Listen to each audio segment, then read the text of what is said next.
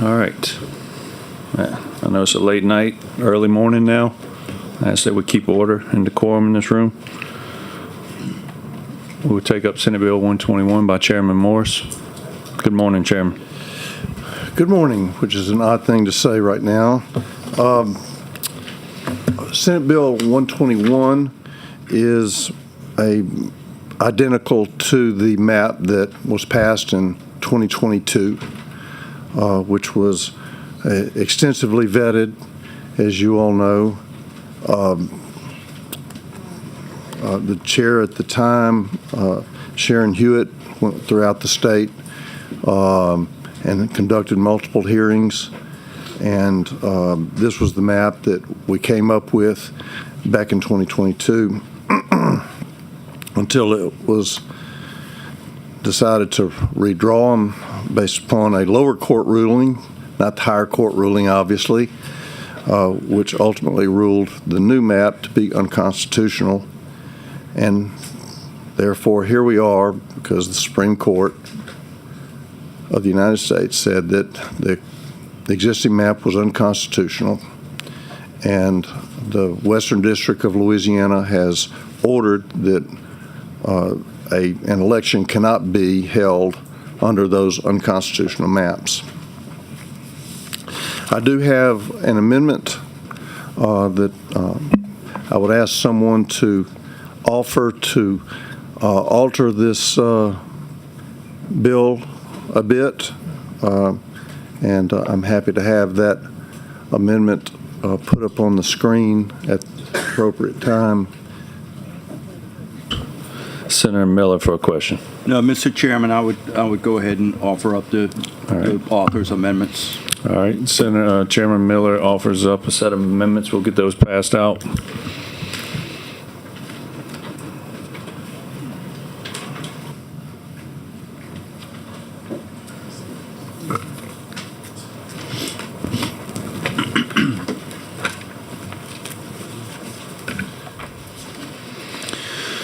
This will be Amendment Set 3580, Amendment Set 3580.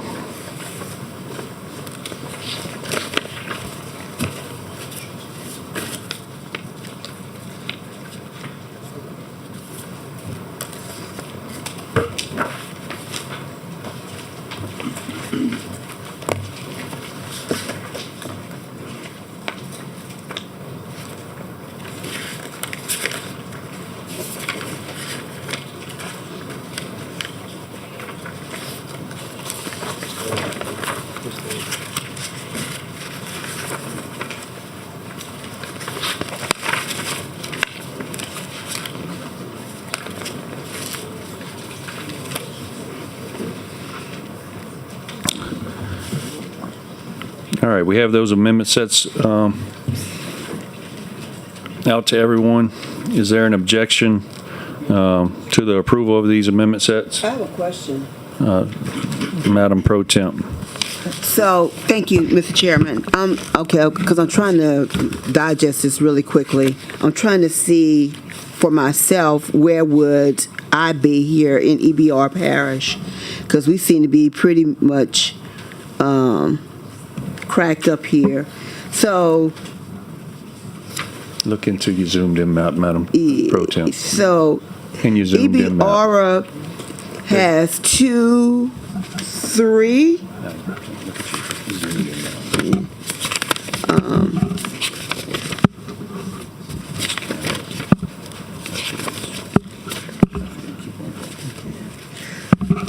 So That's St. Charles. I thought 2.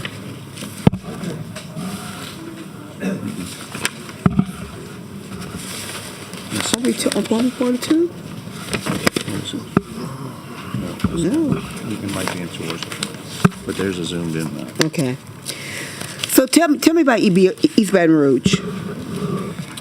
It's roughly the same as very similar to the 2022 map. If you look at it, you can see it. East Baton, the District 2 is in yellow. Yeah, so EBR, part of EBR is in yellow and part of it is in green. Correct. As I'm looking at the enlarged map, and I'm trying to find the precinct of what number I would actually be in. So it looked like I would be in the green area. I don't know. And so kind of explain to me kind of like your rationale with EBR, because one of the things that has always somewhat concerned me is how we are always divided out into multiple districts.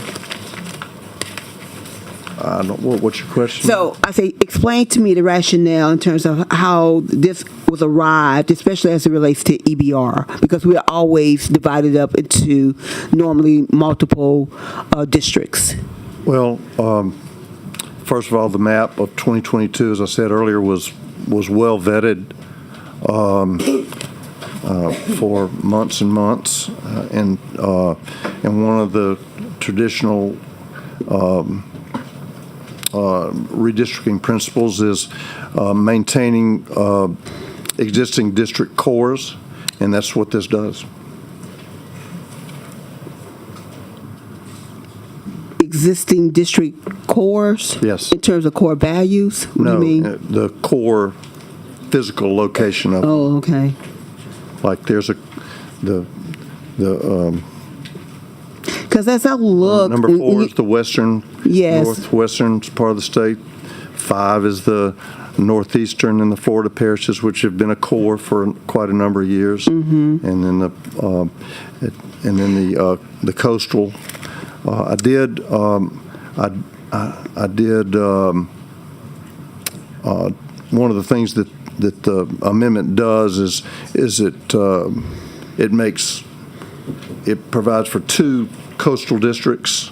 3 and 1 are both coastal districts, whereas before in the prior district, 6 came down all the way to the coast. I'm not sure exactly why, perhaps to accommodate, I don't know, Representative Graves maybe, who was an expert on coastal matters, I think, but I thought the communities of interest for 6 was more appropriate through the, as indicated. Hold on.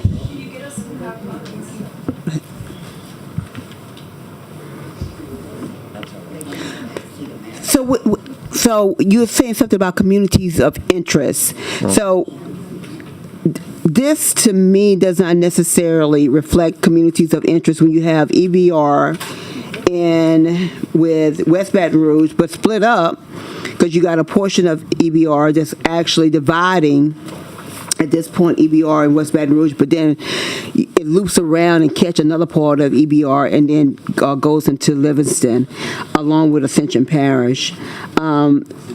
Again, that is very concerning to me. I'm always concerned about how East Baton Rouge is somewhat separated, and I feel like we oftentimes do not get the representation that we need or deserve.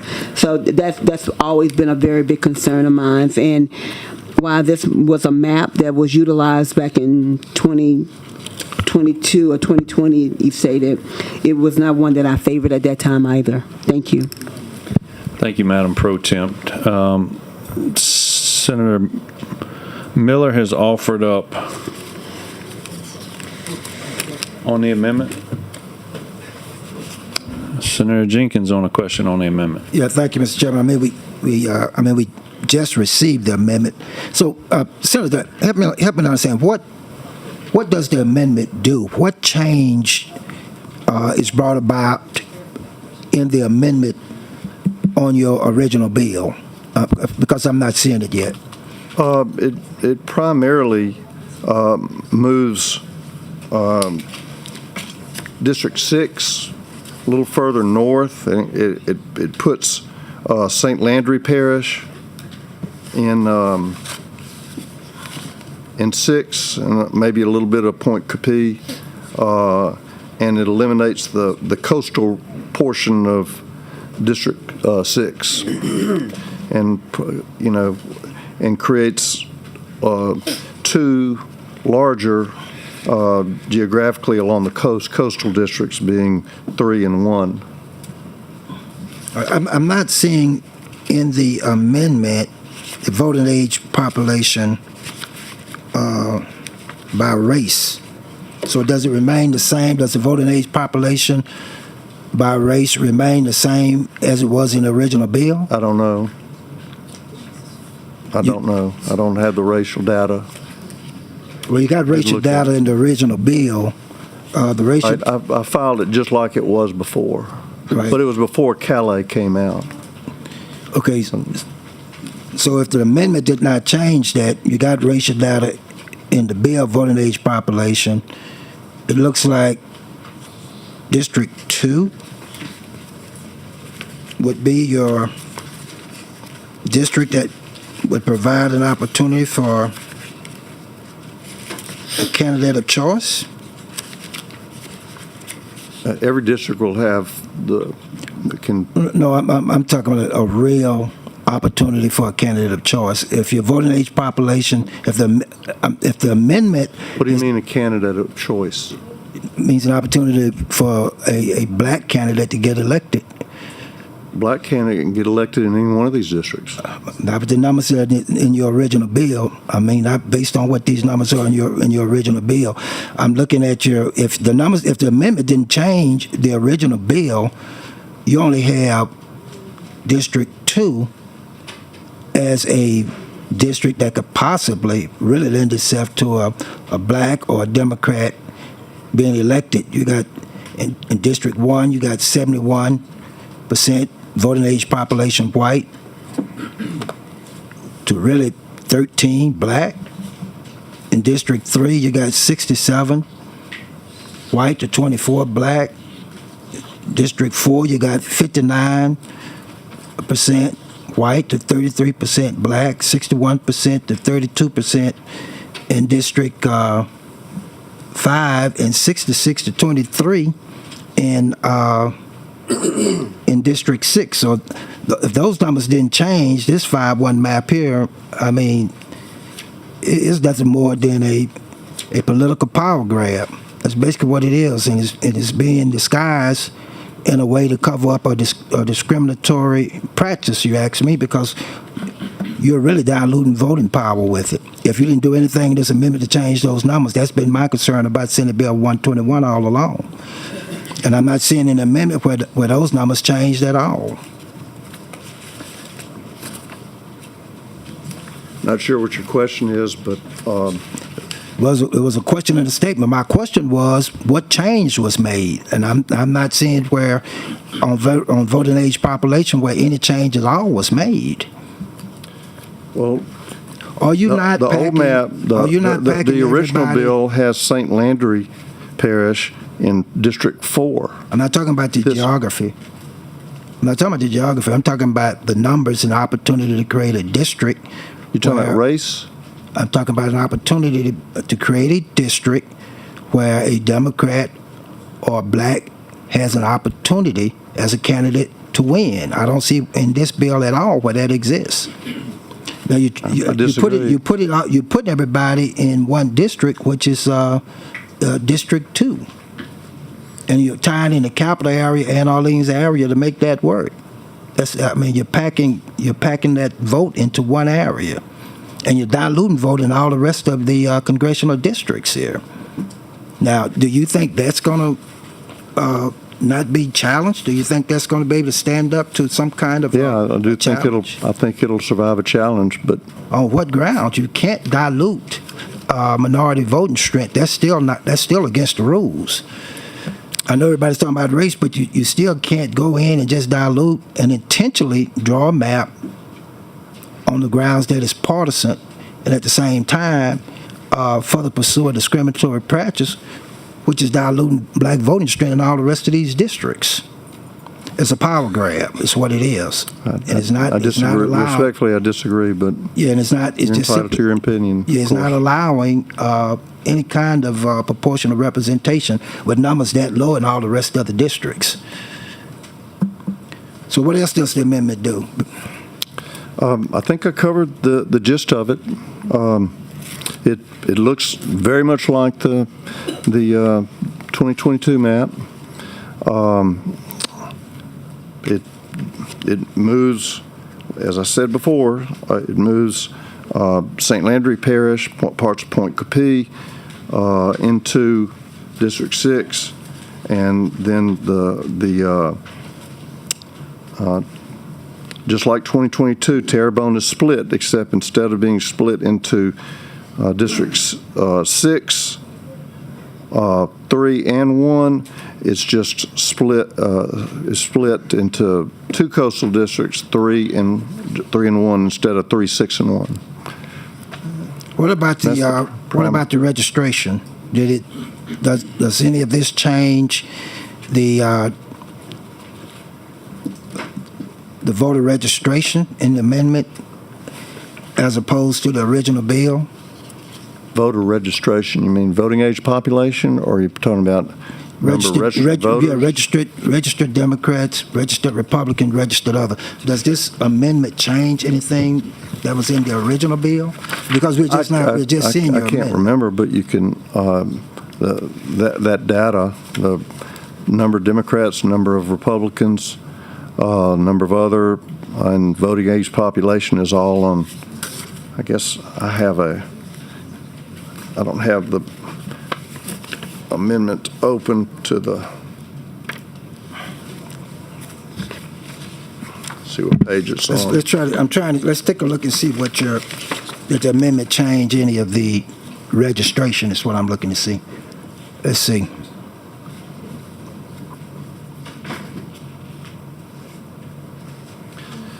Okay.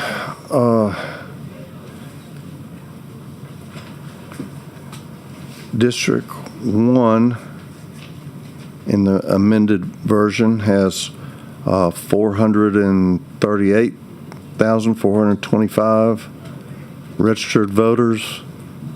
District 2 has 411,724. District 3, 422,123. District 3, District 4 is 401,000. And District 5,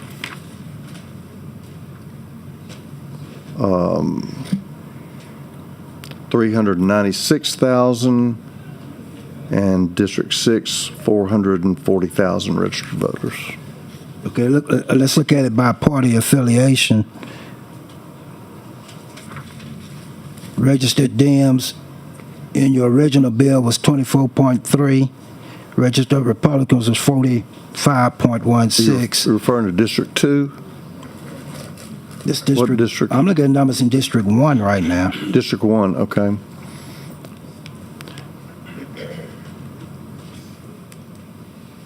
That's close to being the same in District 1. District 2, now is that your, so you reduced slightly reduced the number of Democrats in District 2. In your original bill, it was 61.4. You got 60.9. And then it's 12.9 and 13.4 for registered Republicans, but you got 25.6 on others. Clearly, District 2 would perform for a Democrat. Well, yeah, I think with 60% in that one area, yes, it would. But we certainly don't have those type numbers in the remaining 5 districts. All of those are going to perform very well for Republicans. I'm not seeing a major change in the original bill and amendment on registration either. So it appears that the amendment just moves around a little geography, but I mean, I think the core question here is, do we have, even with this amendment, are we actually packing in voters in one area, tying together the capital area and the Orleans area, which I think is 2 different community of interest altogether. Well, they're both more urban than any other place in the state. They're two of the largest parishes, so their communities of interest are very similar. They're very culturally different, and I think we all know that. And they're being tied together just to make that one district. So I think once again, like we got It might be better than tying Shreveport to Baton Rouge, though, right? I wouldn't say that. Oh, okay. I think all of us said that was okay. Like the Supreme Court had a problem with it. Did you vote for that bill? I did, and I voted against it, but be that as it may. Well, but be that as it may, look like we got a packing issue that's going on here because you're tying in those two areas there, and I mean you're just really minimizing opportunity in the other 5 districts. That's going to be my concern with it. That's the way I see it with what you just done in the amendment. Just moved around a little geography is all that happened here. It doesn't really create any new opportunities or any kind of proportional opportunities at all, just to try to get to one district. Did anything else happen with the amendment that I'm missing? I don't know. I mean, it's, the data is very dense, so, I mean, I'm sure there are minor little changes, but I think you hit all the gist of it. Okay. Thank you, Mr. Chairman. Thank you, Senator Jenkins. Vice Chair Miguez. Thank you, Mr. Chairman. I've been listening to some of the questions, Senator Morris, from my Democratic colleagues, and I so often wonder if they're selectively ignoring portions of the Khaled decision and the whole reason why we're here. And maybe it could be some of the misleading testimony from the co-authors of the last bill on what's exactly in the Khaled decision. And you didn't mention in your introduction, but are you aware that in the Khaled decision, the Supreme Court said that Louisiana should not have been imposed liability for their 2022 map that was drawn before all this race-based map was drawn in 2024, that they would actually approve, which is the original version of your bill? Are you aware of that? The Supreme Court made that statement? I knew it had some language along those lines, yes. And the reason why they would make that statement is because of the great job that Senator DePlessis did in laying out all the requirements when we're doing redistricting, things like communities of interest, making sure the maps are contiguous. And if the Supreme Court has said that your original version would be approved and should have been upheld and not challenged, then wouldn't all these arguments that I just made from Senator Jenkins and Senator Barrow be sort of moot? I don't know if it'd be moot, but I do think that the language of the case suggests that this map would be very easily approved by the courts. Well, I watched the interview from the governor recently, and his main objective was to make sure that we get out of this chaotic scenario where we keep having our congressional districts locked up in court and being challenged by one side or the other. And the Supreme Court explicitly stated that this original version of the map would be approved.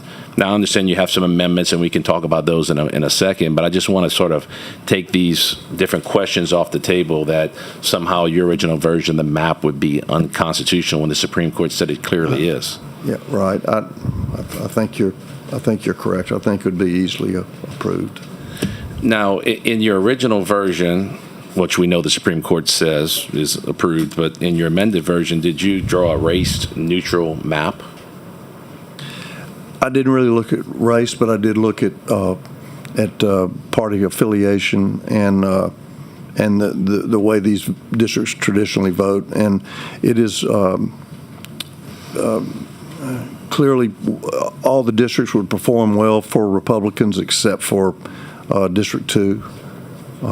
I acknowledge that, and as Senator Price said, he based his map on partisanship, not on race, just like I am. Is it your understanding of the Supreme Court that you can draw a map based on partisan needs? Clearly draw one based on partisanship. That'd be constitutional. Correct. In fact, it's not even a justiciable issue in federal court to raise a question relating to partisanship. How are the other states handling this same issue?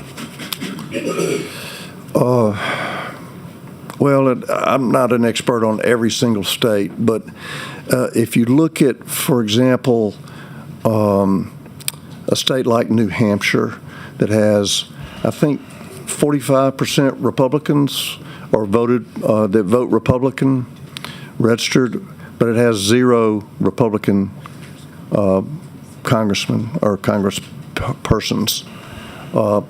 Same thing with Massachusetts. It has like 35% Republican, 0 Republican congressmen.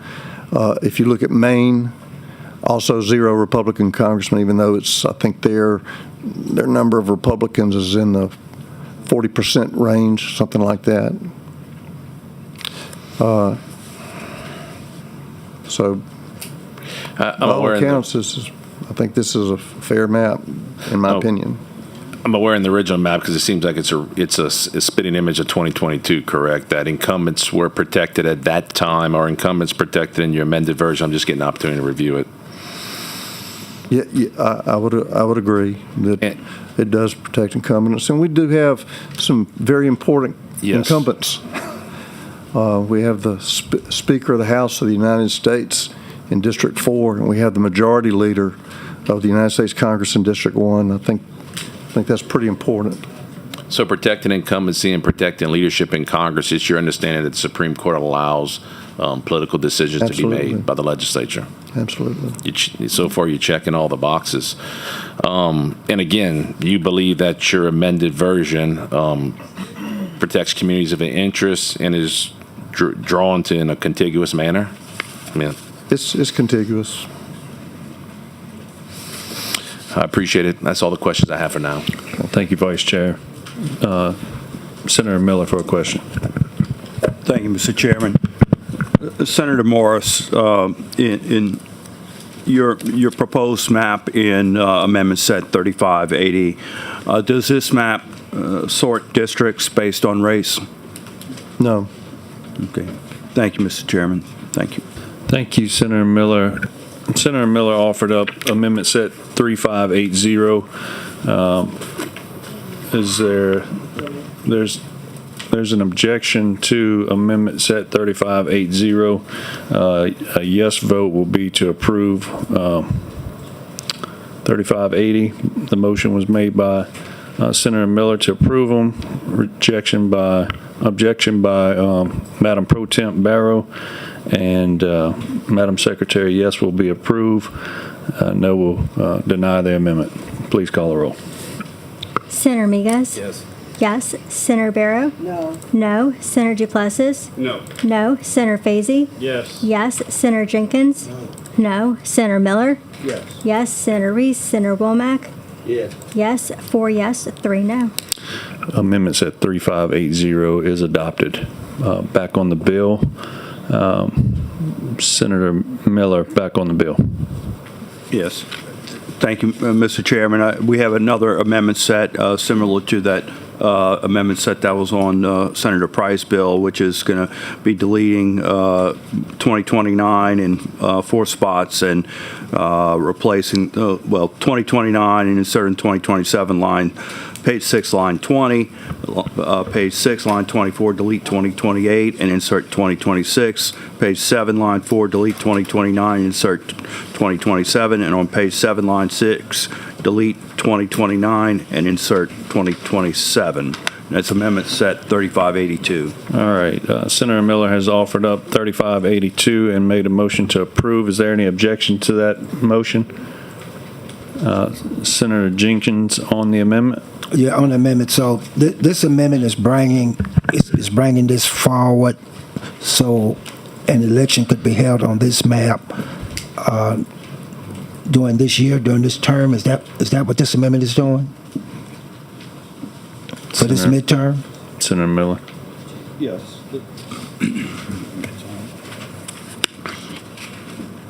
Yes. Yes. So, You're live.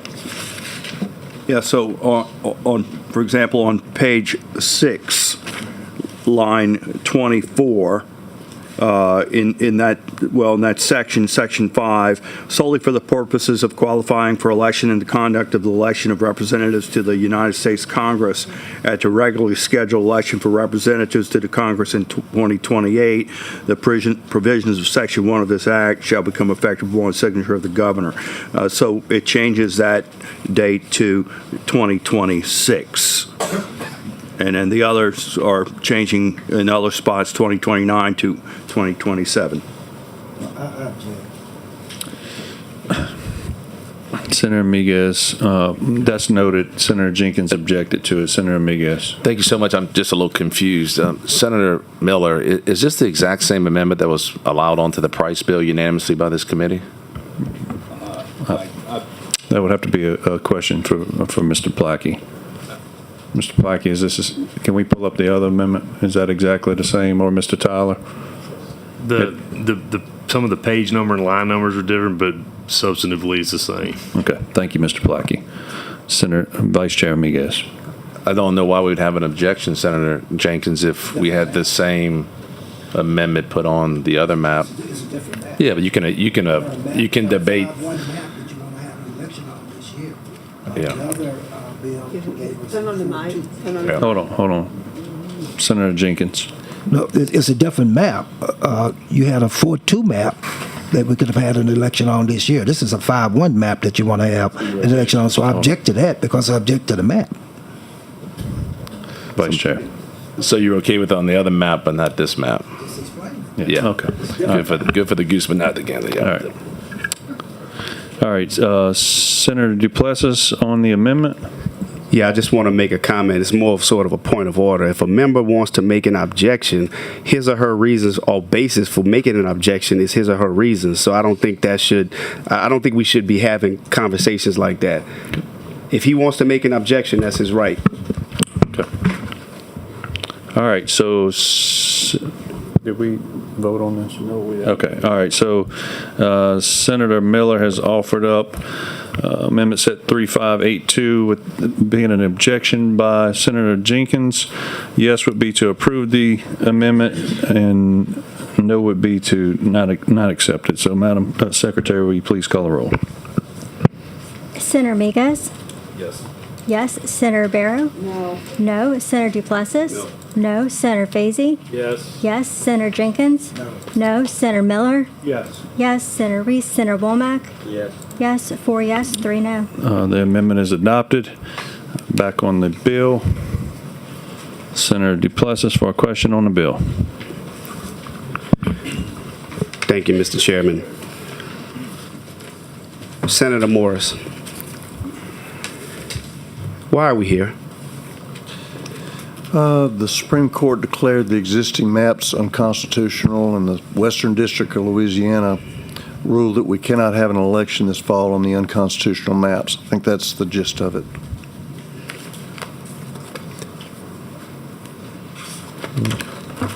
Where in the Calais decision did they say that we had to redraw these maps right now? And where in the Western District's opinion did they say we had to redraw the maps now?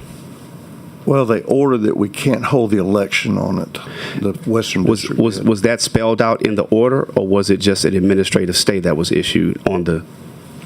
It just said it was ordered. I don't have it in front of me, but What was ordered? that it was ordered that we cannot have an election on these unconstitutional maps. You're saying that was legally wrong. was in a federal decision that we could not have elections, or that the maps were just unconstitutional? I think that's what the Western District ordered, but You think, but you don't know. well, I think I'm right, but I've been wrong before. But Phil, if you have a copy of it, I'm happy to review it. But I don't believe anywhere in the Calais decision it said that we had to redraw these maps at this particular time, nor do I believe that there's anything in an opinion that came out of any other court, federal court, middle district, western district, any district, that said we had to redraw the maps at this particular time. not this particular date or time, but we would have to at some point. So why are we drawing them right now at 1 o'clock in the morning? Well, I guess because a lot of people are long-winded, maybe, but Senator Duplessis.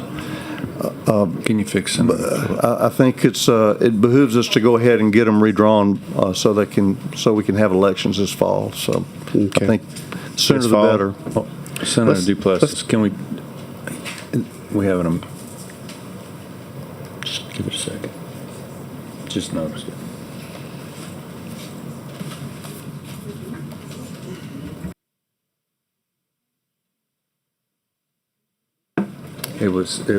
It was not on him. I think his mic was on. His screen was not on.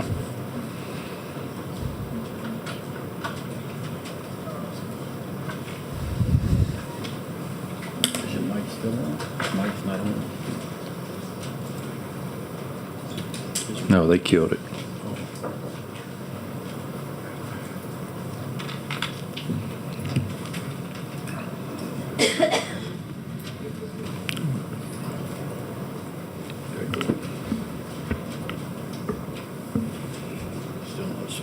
It's not switching.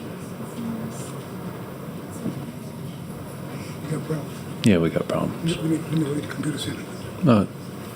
Senator Duplessis, you want to sit here? I'd prefer to sit where I am, Okay. see if we can get it worked out. All right, we'll stand at ease for a second. Please just, everybody stay calm until we can get this figured out.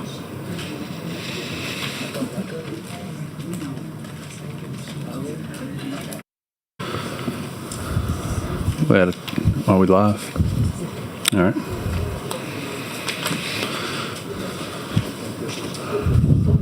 Okay, hold on. There it goes.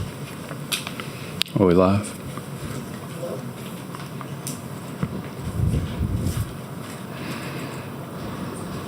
All right, we're back.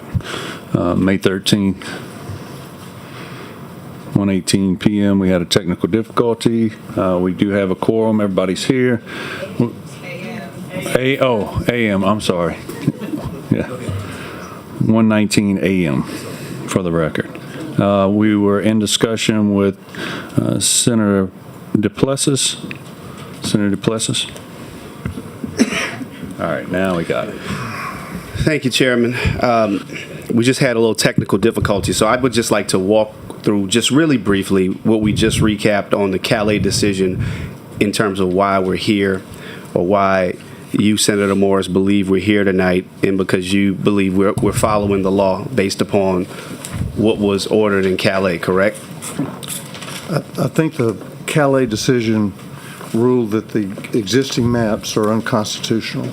And I agree with you, but you could not and cannot point to any language in the Calais decision that says that we have to draw the maps right now on May 14th. No. Nothing. No, Okay. of course all right. not. Okay. Why do you feel the need to draw them at this time? So we'll have maps to have an election on this fall. Okay, but we were already having an election, were we not? We can't have an election on unconstitutional maps. It's pretty simple. Where did the Supreme Court say that in the ruling? It said the maps are unconstitutional. Where How did can it you say have that- an election on unconstitutional maps? Where did it say that we couldn't have an election? It doesn't say that. It just ruled that the maps are unconstitutional. I think it's kind of common sense. If it's unconstitutional, then they're not legal. So if they're not legal, you can't have an election on them. I don't think it works that way, Senator Morris. But we'll think it might, agree. but we'll see. We were not ordered at this time. Were the current elections, the current maps that you and I, as state senators, were those maps also not deemed unconstitutional from the previous redistricting? Talking about the 2022 map? No, Or you're going talking back. about the 2024? No, before that, the maps that were adopted in 2020. I didn't know we adopted maps in 20. I thought it was 2022. No, I'm sorry. After the 2020 census, that's After correct. the 2020 The census. 2022, that's correct. And your question is, Were those maps not deemed unconstitutional? a lower court decision. They were also deemed Yeah. unconstitutional. Well, it didn't go all the way up. So it was only a lower court. But a federal decided court that. deemed them And then unconstitutional. That was Robinson case, but the Calais decision did say, as Senator Miguez pointed out, say that we should have kept those maps, basically. But we were not ordered to come back and redraw the maps by a certain time. No. You're familiar with the Purcell Doctrine. Why don't you explain it to me? The Purcell Doctrine, the same doctrine that this very body followed in not redrawing maps prior to an election because we were too close to an election date. Well, if we do it now, it's not too close to an election date because it's this fall. So is it not too close to an election date, given that 45,000 people have already submitted ballots? I don't think so because those ballots were based on an unconstitutional map. So, Senator Morris, do you believe in following the law? that's a bit of a ridiculous question, but of course. Could you just answer the question without giving that commentary? Do you believe in You following ask the your law? questions without giving that kind of smarmy attitude toward me. Of course, I want to follow the law. The only attitude being given is by you, sir. We will have So decorum and order in this room. is that directed to me or Senator Morris? To everyone. To everyone. Who's not showing decorum Myself, right now? I'm just talking about Who's everybody. not showing I'm decorum talking right about now? everybody. I'm asking you, who's not showing decorum right now? Well, the crowd, and that's for one. Do you believe in following the law Yes, all the time or just sometimes? all the time. Okay. I'm going to read something to you. I'm going to read to you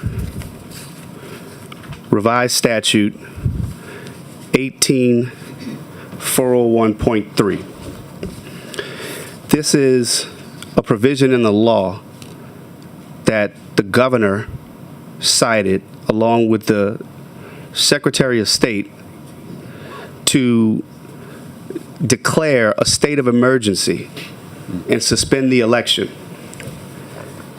18401.3 reads that after the issuance of an executive order by the governor declaring a state of emergency or disaster, and if the Secretary of State determines that such emergency or disaster impairs an election that may otherwise be held for technical, mechanical, except for technical, mechanical, or logistical problems with respect to the relocation or consolidation of polling places within the parish, potential shortages of commissioners and absentee commissioners, shortages of voting machines, or other impairments that infect participation in or the integrity of the electoral process, the Secretary of State shall certify such facts and the reasons therefore to the governor. Are there any technical, mechanical, or logistical problems with respect to the relocation or consolidation of polling places currently that you're aware of? No, I'm not going to opine on that statute or the governor's order. That has nothing to do with this bill. I think it does. Well, I disagree. I mean, I'm not here to defend his order. I don't. I think it was probably superfluous because I think the order out of the Western District indicated that we can't have an election on the unconstitutional maps, and moreover, common sense dictates that if you have maps that are unconstitutional, why would you have an election on them? Senator Morris, I'm not here to talk common sense. I'm here to talk law. I'm talking both, but You're actually not talking I think law. common sense is okay to talk about as well, but that's Well, not common the- sense is not always common. So my question again is, this is not an opinion, I'm asking you. This is a fact-based question. Are there any technical, mechanical, or logistical problems with respect to the relocation or consolidation of polling places? I don't know. I'm not going to answer that question because I don't know. You don't know. Okay. Are there any potential shortages of commissioners and absentee commissioners? Don't know. Not that I'm aware of, but I don't know. You don't know. Okay. Are there any shortages of voting machines or other impairments that affect the participation or the integrity of the electoral process? I don't know. Not that You I'm don't aware know. of. Okay. I'm just reading the law to you. I'm going to ask you another question in the law. The Senate Committee on Senate and Governmental Affairs and the House Committee on House and Governmental Affairs shall meet and function as a joint committee for all purposes pursuant to this section. No action shall be taken by the joint committee except by the favorable vote of a majority of the members thereof from each house presenting and voting, each house voting separately. Senator Morris, Has the Senate Committee on Senate and Governmental Affairs and the House Committee on House and Governmental Affairs met jointly as a committee? Sure they have, but I don't know when. You're sure they have, but you don't know when. I would presume there have been joint committees. Okay. I'm sorry. Let me rephrase my question, Senator. Have they met with respect to the emergency plan that the governor and the Secretary of State were supposed to certify pursuant to the law? Not to my knowledge. Okay. So we're not following the law. That's a rule you're talking about? No, this is a statute, A statute, that okay. that you voted for in 2022. Okay. I don't know. You don't know. Your question you don't is know what if now? The question is, did those two committees meet jointly after the emergency plan by the governor and the Secretary of State was presented to the joint committees after they chose to suspend an election for an emergency that does not exist? Well, Did those I don't committees meet? before I offer legal opinions, because I don't think this is. This is a fact-based question. Well, you're asking me about a statute, and that's. But this is a fact-based question. It's not an opinion-based question. Well, when you're doing an opinion on a piece of statutory law, that is an opinion. Just like. Sir, I'm asking you Just a like yes the or no Calais question. decision it's law, but it's an opinion. No, I'm just asking you a fact-based question. Did the committees meet? Not to my knowledge. Okay. So if the committees haven't met, are we complying with the law? That's an opinion. That's a legal. In any court in the country, when you're asked whether a law is being obeyed or not, is a question of Okay. law and fact. So we could have different opinions and interpretations to the Calais decision too, then, right? Of course. Okay, It's an opinion. Right, because your interpretation of Calais could be different than my interpretation of Calais, right? Based on what you just said. Of course. Okay, so You let's go can back say to what you want. Let's go back to I will. Let's go back to the Calais decision. Did it limit our discretion in any way in terms of the maps that we could draw? Did it tell us exactly the type of? It said that we can't base it on race. Okay. And but it can be based on partisan advantage. Okay. So they told us what we couldn't do, but did they tell us what we had to do? No. Right. No, it didn't. But it said the existing maps are unconstitutional. Right. So okay. So I they think told that's us enough. they told us what we couldn't do. They told us that Congressional District 6 was unconstitutional. But nowhere in the decision did it tell us exactly how we had to draw the maps. That's why you that's have our a decision. version. Senator Price had a version, I should say. You had multiple versions because it didn't say exactly how we had to draw a map. So therefore, we as a body have some discretion, correct? Yes. Okay. When it comes to following the law or our interpretation of the law and what the court says, we have our different interpretations of the law. You have your interpretation of Calais. I have mine. Does the Supreme Court always get it right? No. No? No. Okay. Why do you believe the Supreme Court got it right in this instance? Because the 14th Amendment is the supreme law of the land, and they based it on the 14th Amendment. So, Is that what they base it on? Okay. yeah. What about when the Supreme Court ruled in Dred Scott back in 1875, I believe? If that was the law of the land, Yeah, you'd be cool with that? that was wrong. Okay. I agree. Separate I but disagree equal. with a lot of opinions of the Supreme Court, but Separate but it is- equal. It is the. Can we stay on the four corners of this bill, please, Senator We DePlacis? are. No. The Calais case, We're talking about interpretation of the decision, Chairman, and respectfully, I'm doing my best to stay within the corners of the law, but my very first question is why are we here tonight? We're here to redraw the maps, and that's what we're doing. Based upon the decision from the Supreme Court. It's the maps that we had are unconstitutional, so we are here to draw new maps. Okay. And they're unconstitutional based upon the Calais decision, correct? That's correct. Okay, so that's why my questions regarding the An interpretation of the opinion are within the four corners of the law. Because we're trying to draw a map that complies with the orders, well, the ruling of the court. So I don't see how that's not The within four ruling of the corners. court just said that it was unconstitutional and you couldn't draw the maps based on race, correct? Well, that's what we're discussing now. There's some different interpretations here, but I'll proceed with my questions. Thank you, Senator.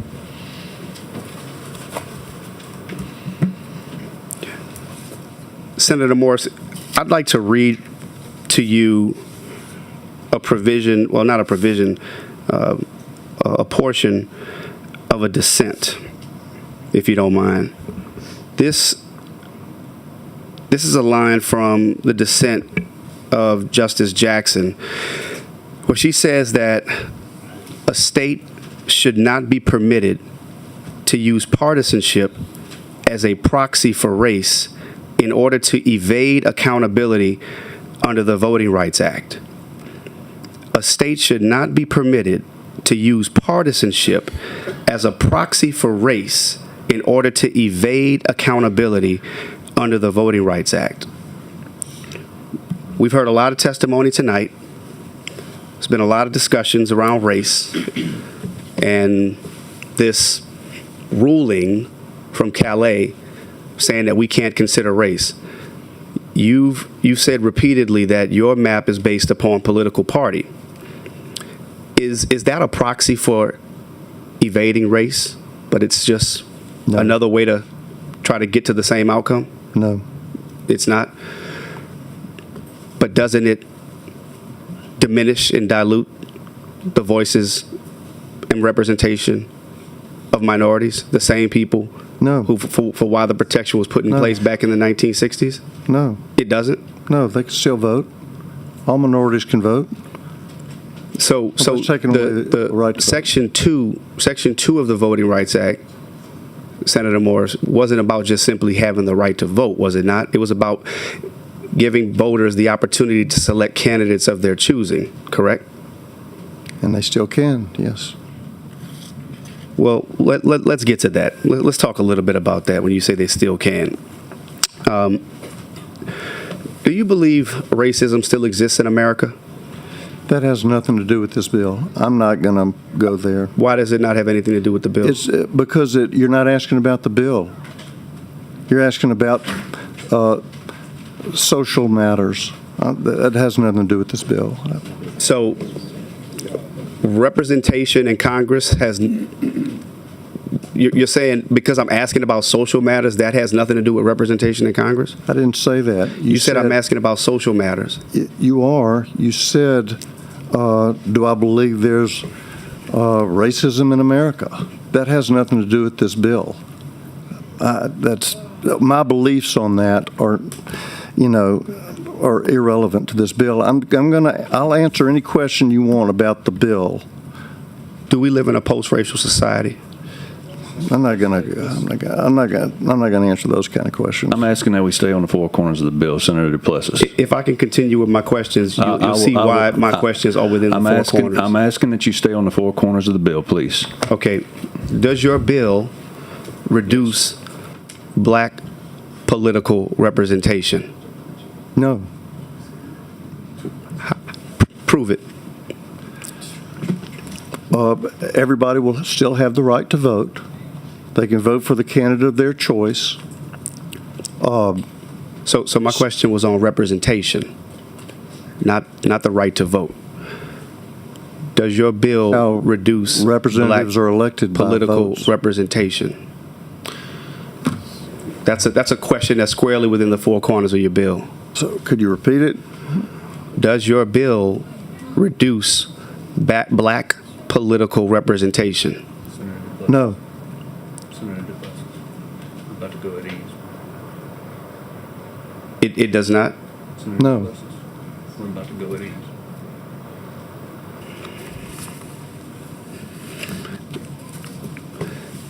Senator Morris, do you understand why some people might feel that way? I'm sure partisanship plays into it, that, Democrats want Democrats to be elected and Republicans want Republicans to be elected. Okay, but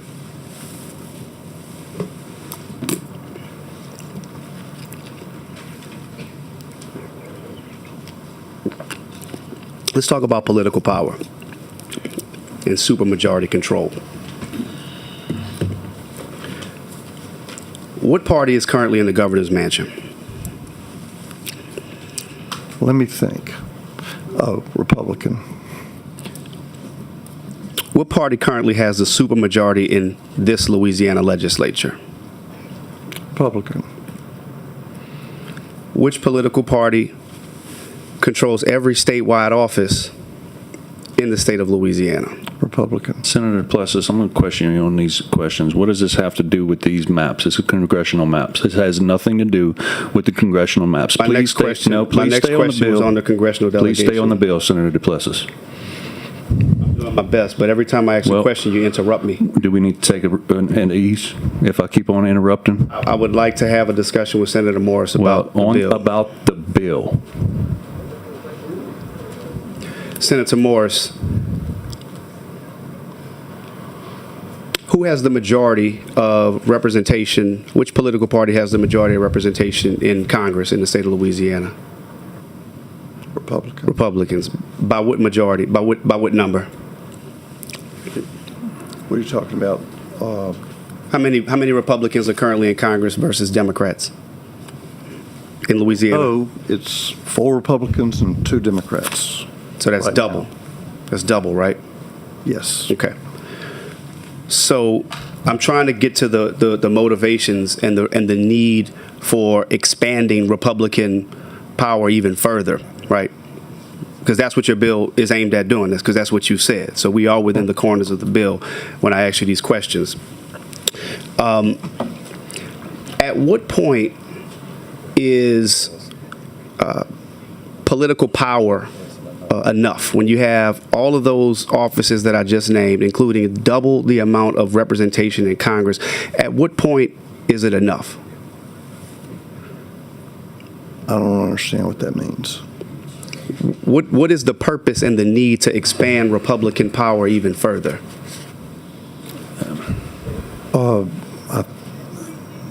I think it's to advance Republican priorities. Okay.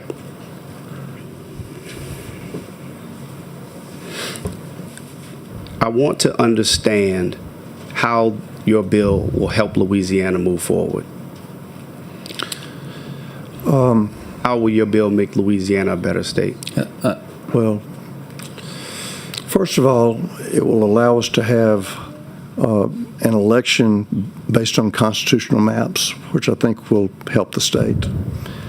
And to the extent that Republican priorities are advanced, like lower taxation, a strong military, fewer government regulations, I think all that is positive for the state. And those are Republican priorities. Okay, but Republicans already control policies in the state. So once again, those policies are already being advanced. This is about Congress. Even in Congress, Well, do the 2 Democrats, do their votes outweigh the 4 Republicans? If after the elections, the Republicans might not hold the House, for one thing, and not all Republicans vote exactly the same way. Not all Democrats vote the same way. But I think, in my view, because of the Republican philosophy and priorities are something I tend to prefer.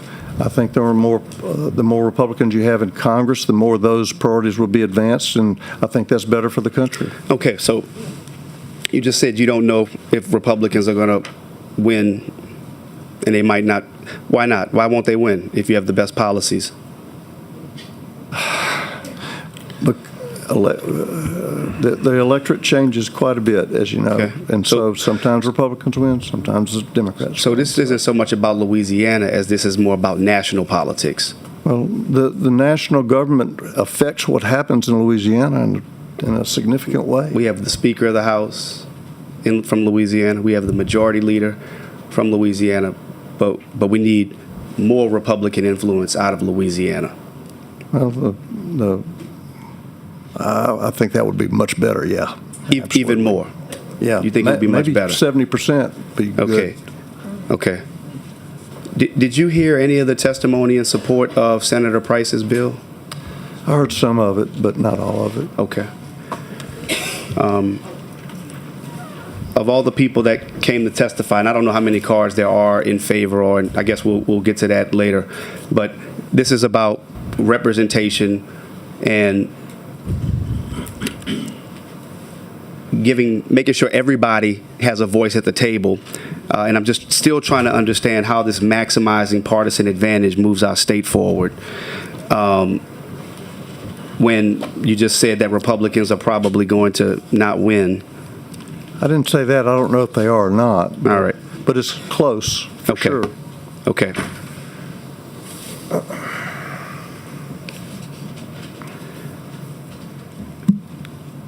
Does your map make our elections more competitive or less competitive?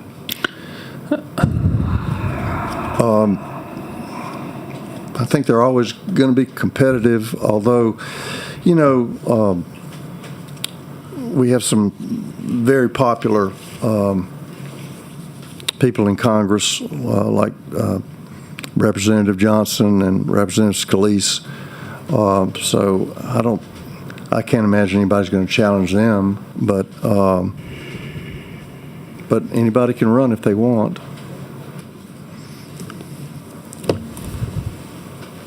Is it your intent to make the elections less competitive or more competitive? I would prefer that they favor Republicans, of course. I am a Republican, and that's perfectly permissible under Calais. So It's permissible, but it's not required. no, Okay. I don't think so. No. Okay. So less diversity, more Republicans, less competitiveness. That's going to make our state better. I didn't say that. Okay. So is it just more competition amongst Republicans? How does it? Let me move on from that.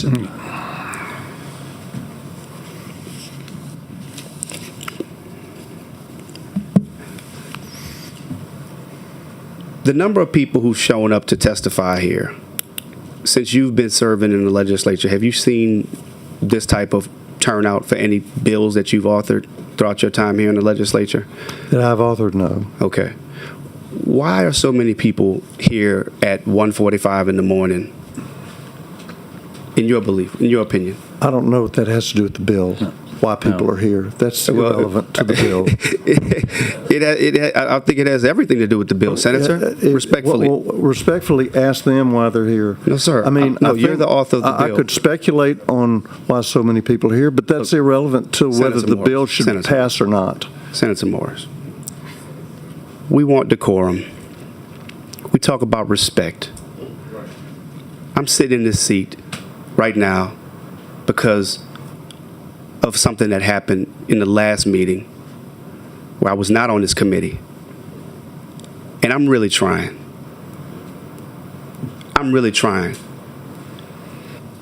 But you want respect, you got to give it. And I'm asking you a basic question about the bill. Why do you think so many people are here at 1:45 in the morning? That's not a question about the bill. Stay on the four corners of the bill, Senator DePlessis.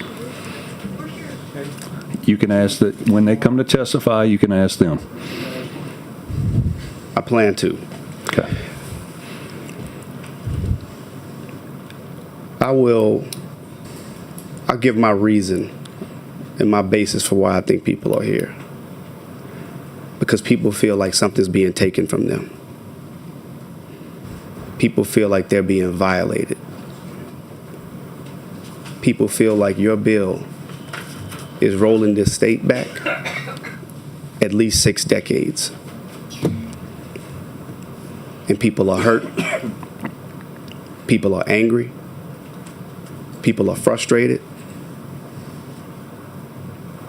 And people are here to express that to you because you chose to author this bill. And yes, they're going to stay here and they're going to be here. And I think that's worth discussing. And I think that's well within the 4 corners of the bill. So with that sense that people have, that feeling that people have, do you think people are just supposed to not say anything? They can say whatever they want, as long as within reason. What is within reason? That means in proper decorum, don't use profanity, don't speak out of turn, obey the chairman. As long as you do those things, say. So everyone's free to testify. This term decorum, it gets tossed around. It gets tossed around, and I'm really having a hard time. I'm having a hard time too, Senator Duplessis. Maybe we should take it. We're going to take it easy. We're going to take it easy. We got a little break. If we don't have decorum and y'all want to have outbursts, we'll have y'all removed. Yeah. All right, we're back live, almost 2 o'clock in the morning. Senator Duplessis,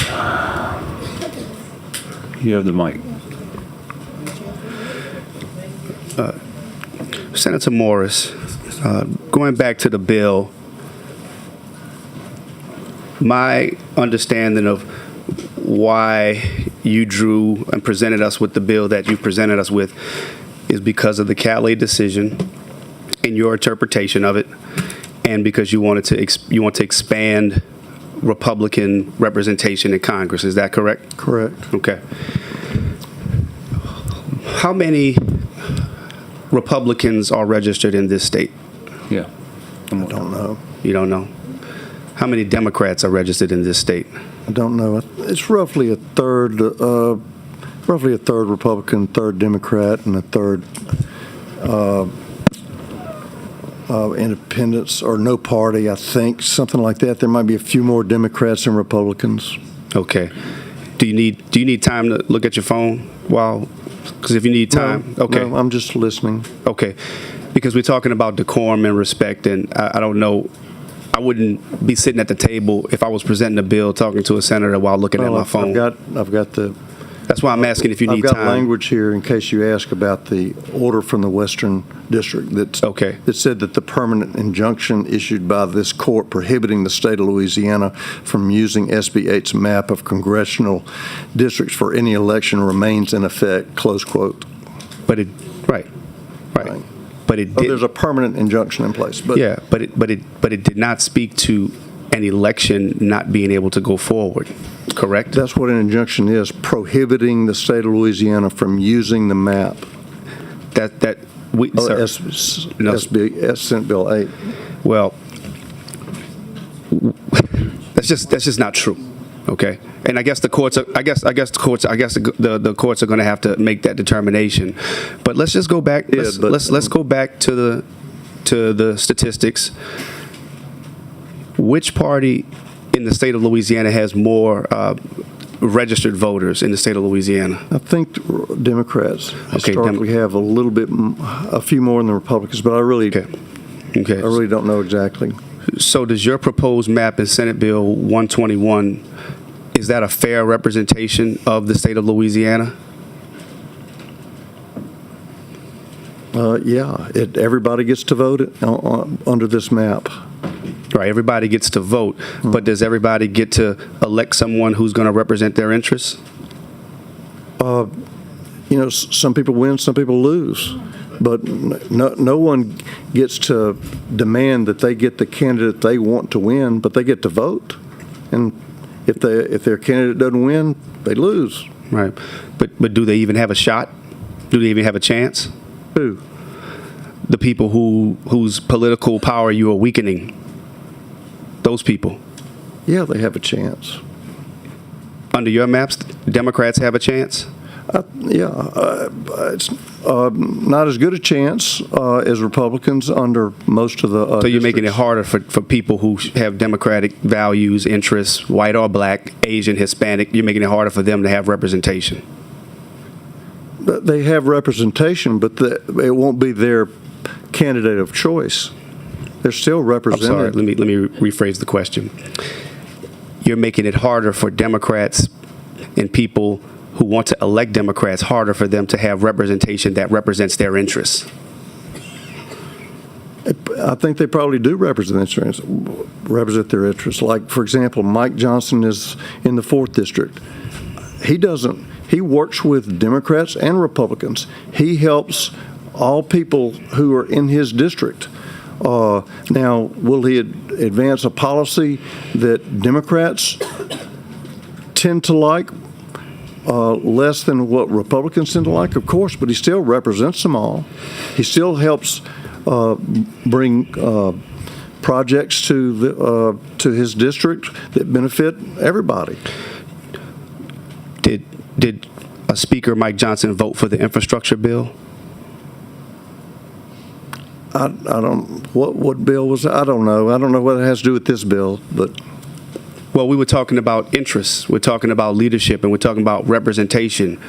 That was my question just now. So you talked about Mike. You brought up Mike Johnson. I didn't. So I'm asking you, how does Mike Johnson represent the people in Shreveport who may not feel like he represents them? I could probably point to a few how of they them. feel, but he does. You may not. You said you can't help how they feel. Do you care how they feel? I care, but I think they're wrong. I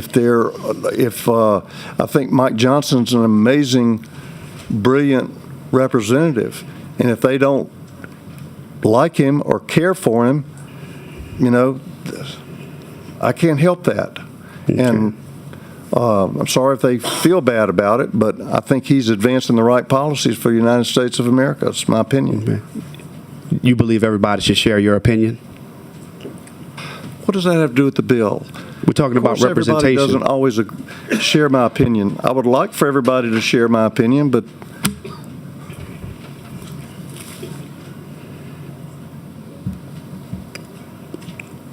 I'm asking the question based upon the people and for the people who've come to this table and who are going to come to this table, who are still here at 2.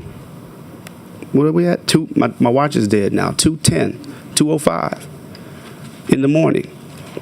Who feel like people like Mike Johnson, like Julia Ledlow, and some of the other representatives that you're seeking to expand throughout the state of Louisiana in your map, that these people throughout the state of Louisiana, that they won't have additional representation, that their representation is being weakened as a result of your bill.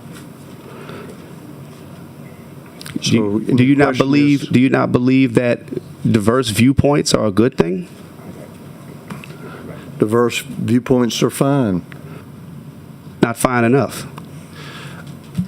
I disagree. Do they make our democracy better or worse? If they don't want this map, I just disagree with them. I want this map. They're entitled to their opinion, but we are a democracy, so majority rules. That's the rule of democracy. That's the Greeks invented it, and so that means majority rules. And so if the minority doesn't like it, I understand they don't like it, but when they speak out and when they express their disappointment, is it okay for you to tell them to shut up? when they Mr. Chairman, Senator, Okay. Madam Pro Temp, I'm sorry, Madam Pro Temp. Thank you, Mr. Chairman. I'm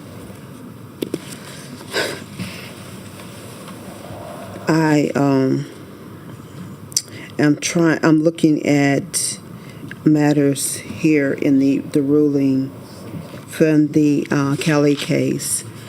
And I was going to ask you, Senator Morris, are you familiar with the Thornburg versus Jingles case?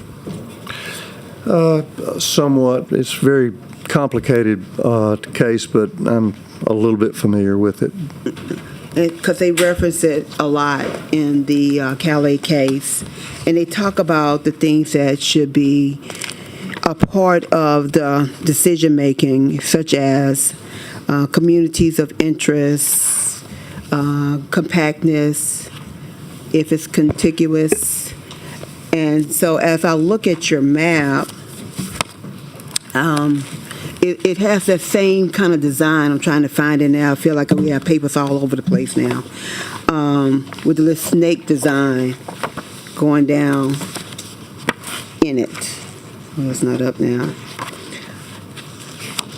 And someone mentioned earlier about passing the eyeball test. Is this the map here? Yes. Okay. So, in your opinion, you believe that passes the eyeball test, or does it look familiar to some of the maps that have been submitted before that have been actually rejected and sent back? Wait, what's the question now? So, I was talking about Your first question was, does it pass the eyeball test? Yeah, does it pass the eyeball test? I think communities of absolutely. interest. Absolutely, particularly compared to the existing map, which clearly does not, that had the snake running from Shreveport all the way down almost to New Orleans. But we have a snake kind So of it's going way here more now. compact than the map that's currently in place. But it kind of has that same look. It's just not as long. It's not as long. I would disagree. So, in your opinion, you think it passed the eyeball test? I do, but I don't know that the eyeball test is necessarily a legal measure, but I think it's, the Calais decision indicated that that this map, or the 2022 map, was fine, and that the Middle District was wrong, and that the map that passed in 2024 that I voted against was unconstitutional. So, in your opinion, this map actually represents communities of interest? Yes, I think so. Because one of the things that I was looking at as I was seeing how New Orleans was drawn to Baton Rouge was some of the things that are not of common interest, like the issues that they're having as it relates to insurance.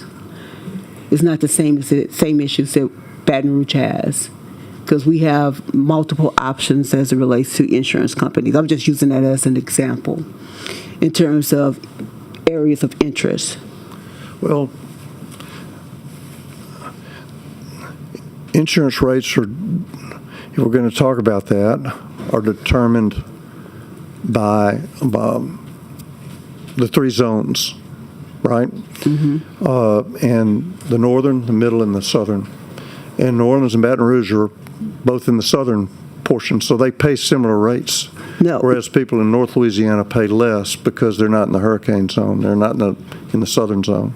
But we have more options in terms, like in New Orleans, they only have one insurance company for the most part that actually do underwriting for that area. Maybe so. Yeah, so I just use that as as a topic and an issue when we talk about communities of interest, and I talk about Baton Rouge because I live here. And that is one of the things that certainly has come to my attention as it relates to how it's drawn and what the four corners of the bill is and what Kelly talks about in terms of when you're drawing these maps up. Was there a question in there? No, not really. It was just a Okay. statement. Okay. Thank you, Mr. Chairman. Thank you, Madam Pro Temp. Senator Jenkins for a question. All right. I want to follow up a little bit on what the pro tem was saying. Your District 2, isn't that a racial gerrymander? No. And your District 2 contains 60 60% black voting age population. 60% black voting age population. It's the only one of these 6 districts that has a number that high. Wasn't race a predominant factor in you drawing District 2? No. What you meant when you were saying there was urban areas? What were you talking about when you were saying that? Well, that's for example, the 5th Congressional District where I live, where I live under this map, actually I'm in the 4th right now because of the unconstitutional map. But the 5th on this map that I've under this amendment is a very rural area. It has a lot of farm, timber,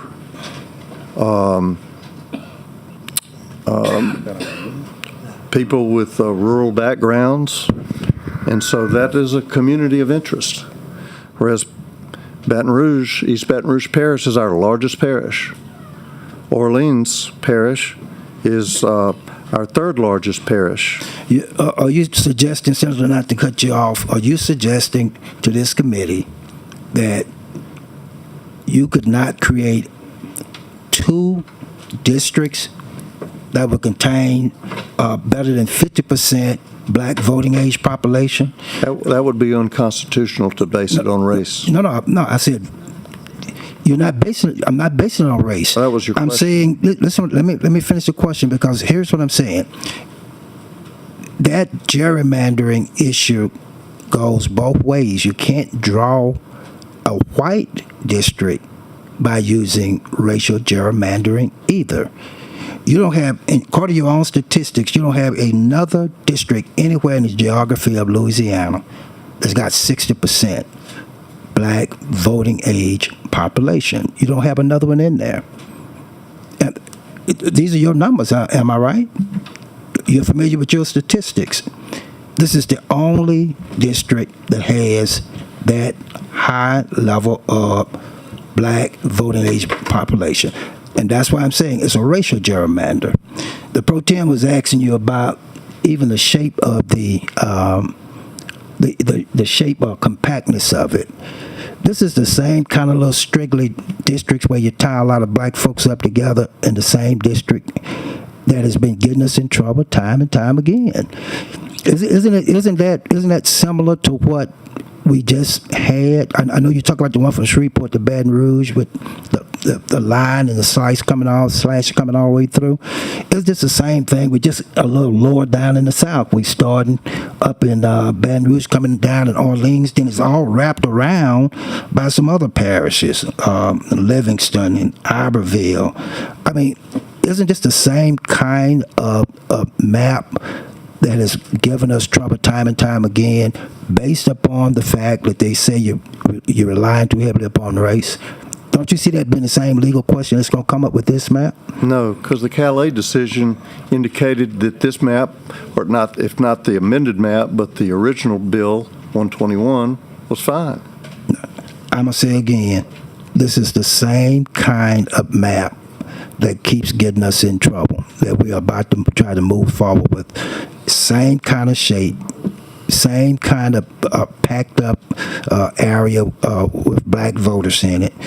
And look, you can't try to use partisan gerrymandering as a disguise for a discriminatory practice. That is what we're doing in this map. And I got a feeling we're going to see this again. And if that's what you want to put forward, you're the author, you got a right to do it. But let's just call it what it is. It relies too heavily upon race, the way you created your District 2. And your own statistics show that. Thank you, Mr. Chairman. Thank you, Senator Jenkins. Senator Miga as Vice Chair. Thank you, Mr. Chairman. Senator Morris, it's like when we hit the recess, it's like my Democratic colleagues forgot everything we talked about before the recess, and they keep focusing on District 2 in your map, and they keep making these arguments about communities of interest and contiguousness and compactness. And do they not remember that I'm looking at your map, there's very little difference in your original version and the amended version of District 2. And the Supreme Court in Cali said that the 2022 map was acceptable. It's like if they keep repeating it so that it'll make it true. It's not the case. Do you agree that the 2022 map is acceptable by the Supreme Court and District 2 has been accepted by the Supreme Court as constitutional? Absolutely. Then why are we still talking about this? It's like a broken record. I just want to make that, hope we don't forget about it in the next recess. Thanks, Mr. Chairman. I appreciate it. Thank you, Vice Chair. The board is clear. We will go to the cards now. Okay.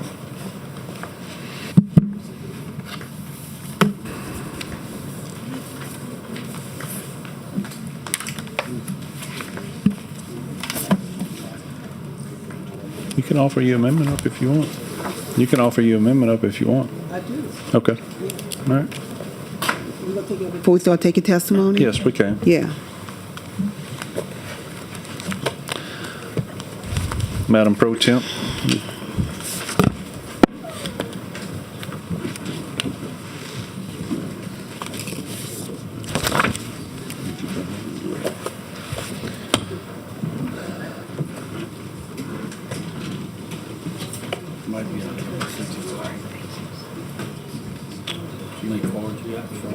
How many can sit out there?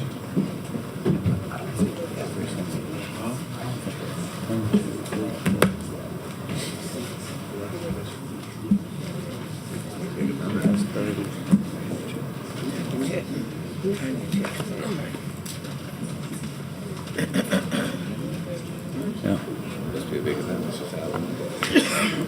All right. Madam Pro Temp, are you still, Okay. can we get the amendment, Yes. Can y'all pass the amendment out? And as they are passing out the amendment, Mr. Chairman, I can begin to start talking about it if you Sure. like. Yes, ma'am. Okay.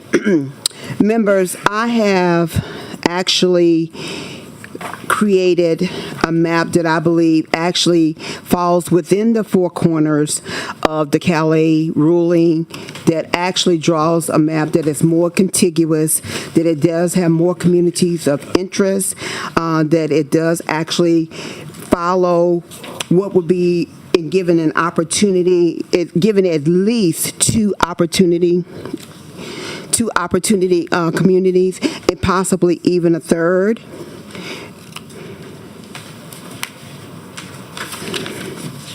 So one of the things that I kept looking at was some of the factors that they talked about that's important. And when you look at the numbers and the deviation as it relates to the districts, you can see it spelled out very clearly in terms of the population, the voting population, and how these districts are drawn, to me, I believe, more fairly. In addition to that, these districts are based on factors such as communities of interest, drawn more closely aligned together. They are more contiguous. They are people with same interests. It allows the opportunity for them to actually have the opportunity to elect a candidate of their choice. So it's very similar to the map that Senator Price had. It's a little different, slightly different than his map. But this, in my opinion, will allow us to have two individuals that can be candidates of our choice, maybe even three, allowing even for the independent party to be able to have a candidate. And if you look at the variation of the numbers, this to me really gets to the factor of ensuring that we have a fairer process, a more just process, and one where all citizens can have the representation that they are looking for. If you have additional questions, I'm ready to answer them. I know it seems like some of y'all are still trying to look at the map, but in essence, this map is slightly different from Senator Price's map, but I believe that it allows for more equity, fairness across the board as it relates to representation. while taking into consideration communities of interest. Acadiana interests, Acadiana communities along the Gulf Corridor, Greater New Orleans, not so much lumped in with Baton Rouge, Southeast resilience communities, the Western Louisiana, the Delta, central part of Louisiana, and then, of course, the Capital Regional Corridor. All right, Madam Pro Temp, we do have a question by Vice Chair Miguez. Thank you, Mr. Chairman. Pro Tem, use the words community of interest, and you're suggesting that this map improves Morris's amended current version. Is that what you're saying? Yes. So you're telling me that someone in Bastrop has a community of interest with someone in Stevensonville and Lower St. Martin Parish? And you were worried about it curving around, but like you're curving around Point Capee and going all the way down there. Have you been to Stevensonville and Bastrop? I've been to Bastrop. You haven't been to Stevensonville, apparently. No, I have not been to Stevensville. I'd suggest you visit it because there's not much community of interest there. How about Clinton, Louisiana, and Port Fourchon? Have you been to those two places and compared their communities of interest? I have been to both of those places. Yeah. And when you look up at the makeup of the people, there is a lot that is probably in common in terms of They're both Louisiana citizens. No, in terms of some of the same basic issues that they face. Really? Yes. Coastal protection is an issue in Clinton, Louisiana? No, I wouldn't say coastal protection is one of them. The oil and gas offshore Gulf of America would be a common interest? That probably would not be an interest. Bridges over swamps like LA1 compared to Bridges would be an issue for like them. over swamps. Do they have a lot of They have swamps? wetlands there. I mean, they may not be called swamps, but they have wetlands there, right? Yeah, this is a Okay. stretch. Very, very much a stretch. I mean, I'm comparing the maps. Did you remember when the governor did an interview recently, and he talked about like his main goal was to make sure that the legislature could settle this issue and we'd stop going in and out of court? Would you believe that would be a great thing for Louisiana, that we could finally settle on some congressional maps, know what the rules are, and run for these congressional seats and elect our members of Congress and be solid with those for the next census? Would you agree that'd be a great thing?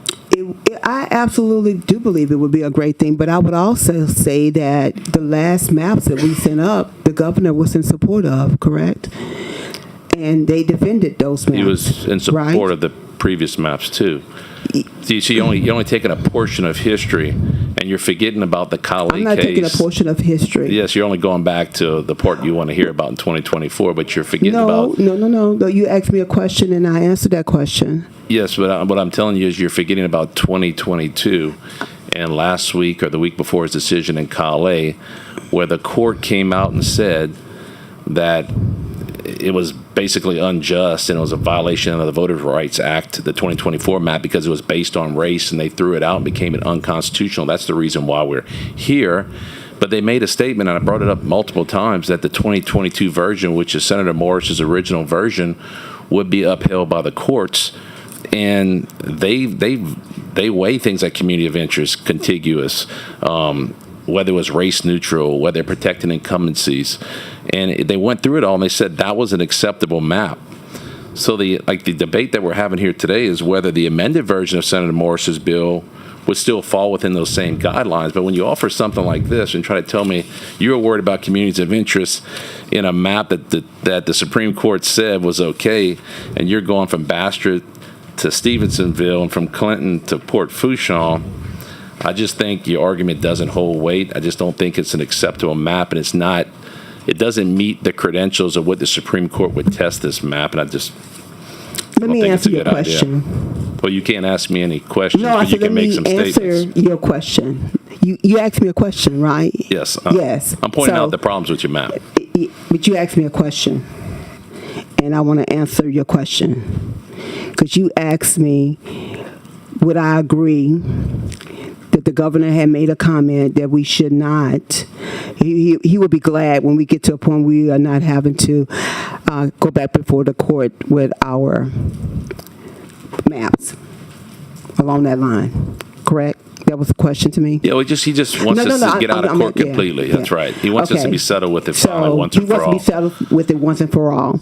And my answer to you was, yes, I agree, but the governor actually signed off on the previous maps that we had, right?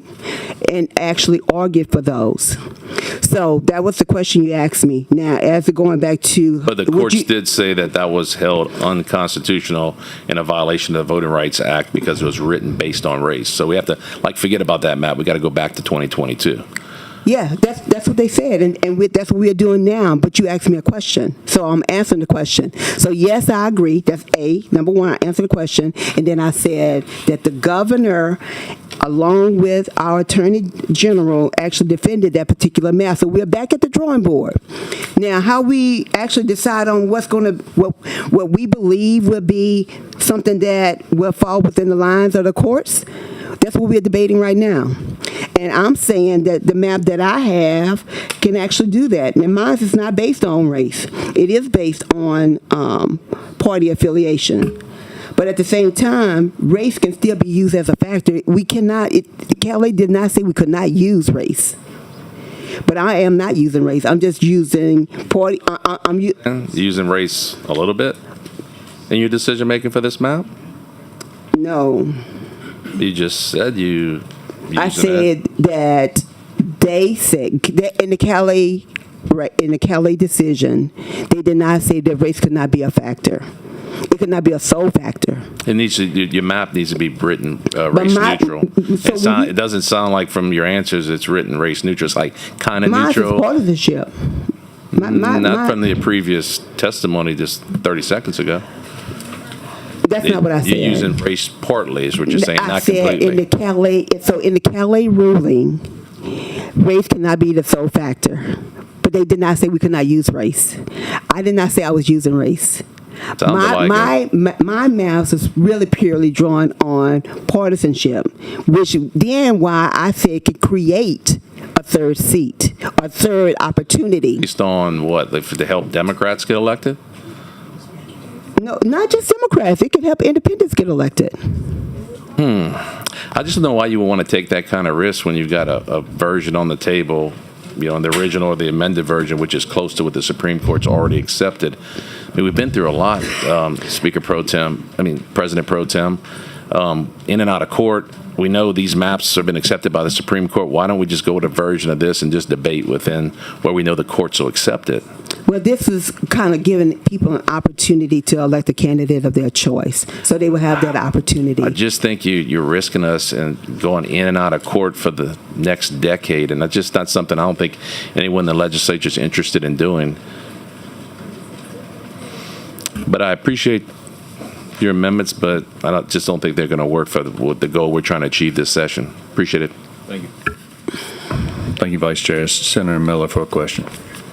Thank you, Mr. Chairman. And Madam President Pro Tem, just one simple question. I think St. Charles Parish, which is where I live and where I represent, is it correct in my reading of your proposed map that it splits St. Charles Parish 3 ways?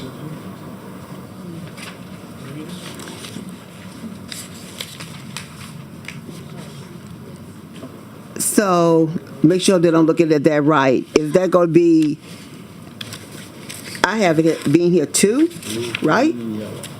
Am I looking at that right? I'm looking at the map. It says Congress, St. Charles, and it looks like we've got part in District 6, part in District 2, and part in District 1.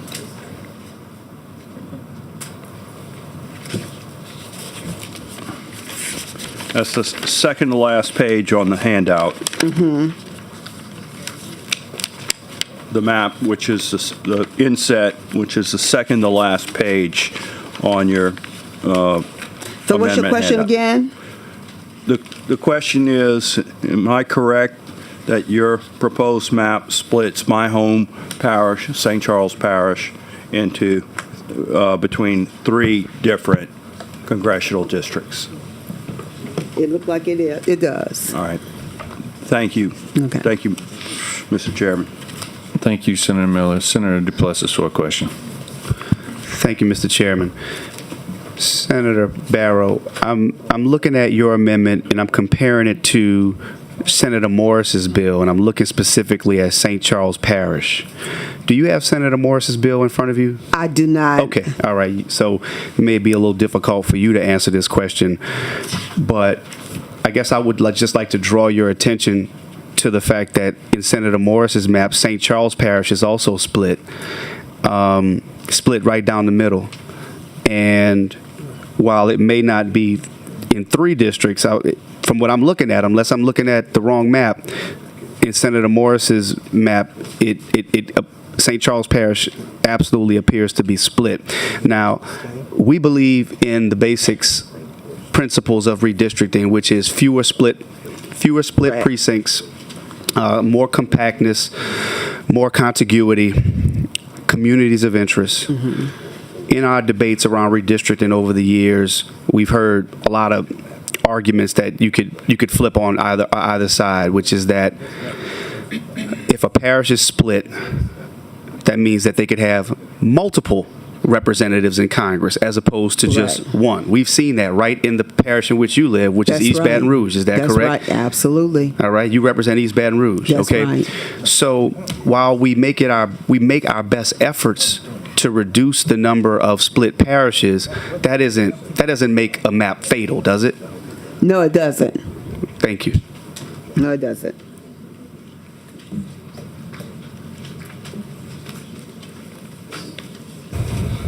I see the board is clear. Do you want to close on your amendment? Yes, just really quickly, as it relates to looking at what the Calais case actually said and being able to present an opportunity to the voters of the state of Louisiana, where not only are we talking about Democrats and Republicans, but we are also keeping in mind our no party or independent voters.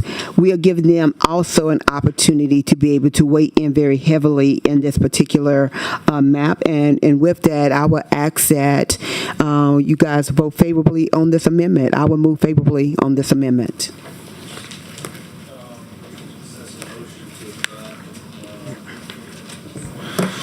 Madam Pro Temp made a motion for, that's 3686, correct? Correct, You're making a yes. motion to adopt Amendment Set 3686. Senator Miguez? Yes, Mr. Chairman, I'm going to object under the same premise that this is going to risk a lot more litigation for the state that we're trying to avoid. Thank you, Vice Chair. All right.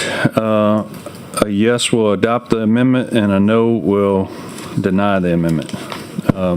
Madam Secretary, will you please call the roll? Senator Miguez? No. No. Senator Barrow? Yes. Yes, ma'am. Senator Duplessis? Yes. Senator Fazy? No. No. Senator Jenkins? Yes. Yes. Senator Miller? No. No. Senator Reese? Senator Womack?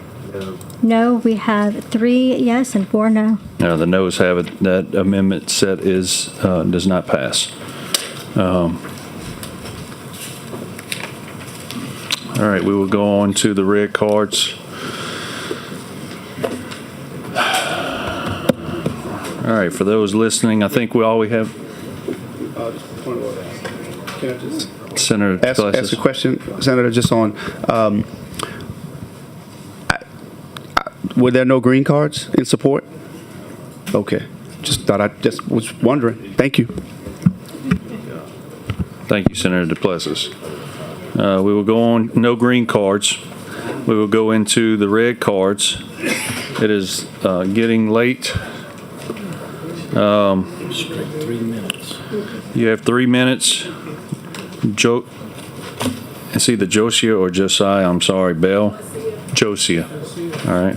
Come on up. Samara Smith. Are you here? Samara Smith. Is there anybody out in the hall? Yes, there is. You shaking your head saying there's a...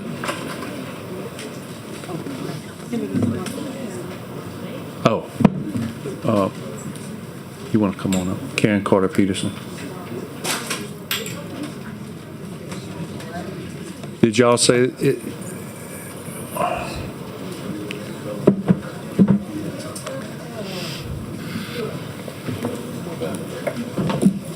Oh, there was, I'm sorry. There's one green card.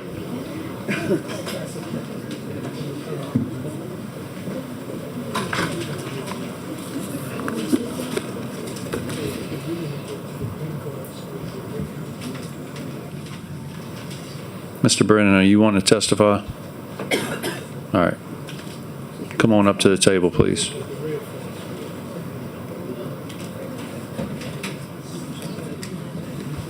We do have a green card. Senator Duplessis. Please fill your green card out. State your name for the record. You have 3 minutes. And I will be, it's getting late. I'm going to be very strict on these 3 minutes. When the timer goes, we're moving on to the next person. You want me to start first and then just fill out the card? I'm sorry. Fill it out after. Yes, please. Affiliated with corruption. What'd you say? I'm sorry? What'd you I was say? talking to myself. You were saying about corruption? Yeah. What about decorum, Mr. Chairman? I didn't hear. What happened? Would you want to say it on the mic? Oh, no, that's why I didn't say You it on sure? record. Yeah, because you're scared of Never. It's okay. I fear God, not man. All right, let's keep a decorum in here. All right. I know it's late. Everybody is aggravated at this time. All right. Please state your name for the record. My name is Brennan Johnson, Mr. Chairman. I'm basically here. I didn't like SB 21 in its original form, but seeing it amended kind of helped. I'm trying to find my notes. A text from who? Who texted my phone to testify? Who? You want to check my phone and find it? Mr. Chairman, can you please stop public comment towards me while I'm trying to testify, please? Order in the room. Let's just have some order. All right. I'll restart your time. Let's just have some order. Again, everybody's agitated right now. Let's just move on, please. Start. State your name for the record, please. My name is Brennan Johnson.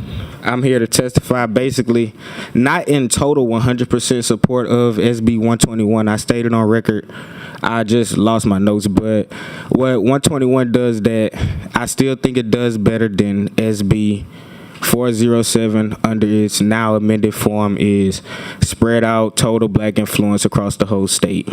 A little better than what SB 407 does. So that's basically, without my notes, because we've been here so long, my phone died, but it's still in certain districts, especially District 1, where you get to that 16% black voters, and District 1 still does not sit right with me when it could be more voters in District 1. All right. Thank you for your But I also do want to say on record, no one texted Brennan Johnson's phone to testify on this committee. I think for myself, I am a free thinker, and I think if more black people thought for themselves, we wouldn't be in this situation right now. Thank you, Mr. Chairman. Thank you for your testimony. All right. Is it Ms. Bell? Yes, Joycia hold Bell. Hold on, Ms. Bell. Samara Smith. Is Samara Smith in here? All right. Is it Doctor? No? Okay. And then Karen Carter Peterson. Say again? Oh, okay. All right.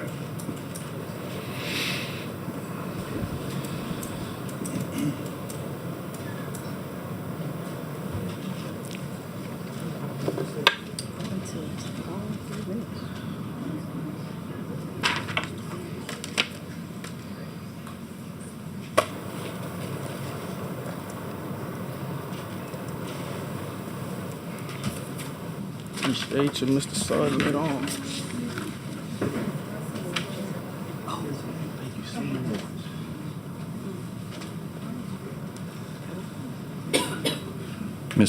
Miss Peterson, did you want to join them? Y'all can go ahead.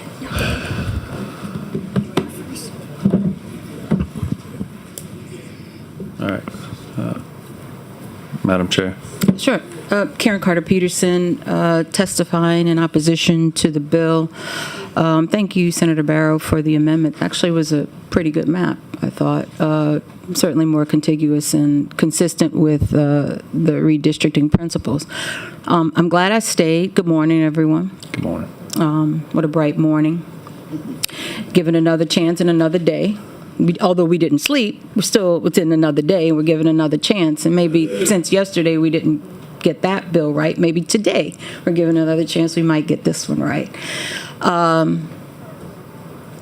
It's very disrespectful. How do I feel right this moment? I feel disrespected. Senator Morris was very honest about why he is bringing this bill. He said that the Calais decision, which it did say the maps were unconstitutional, he acknowledged that it wasn't specific that we do maps. I'll wait.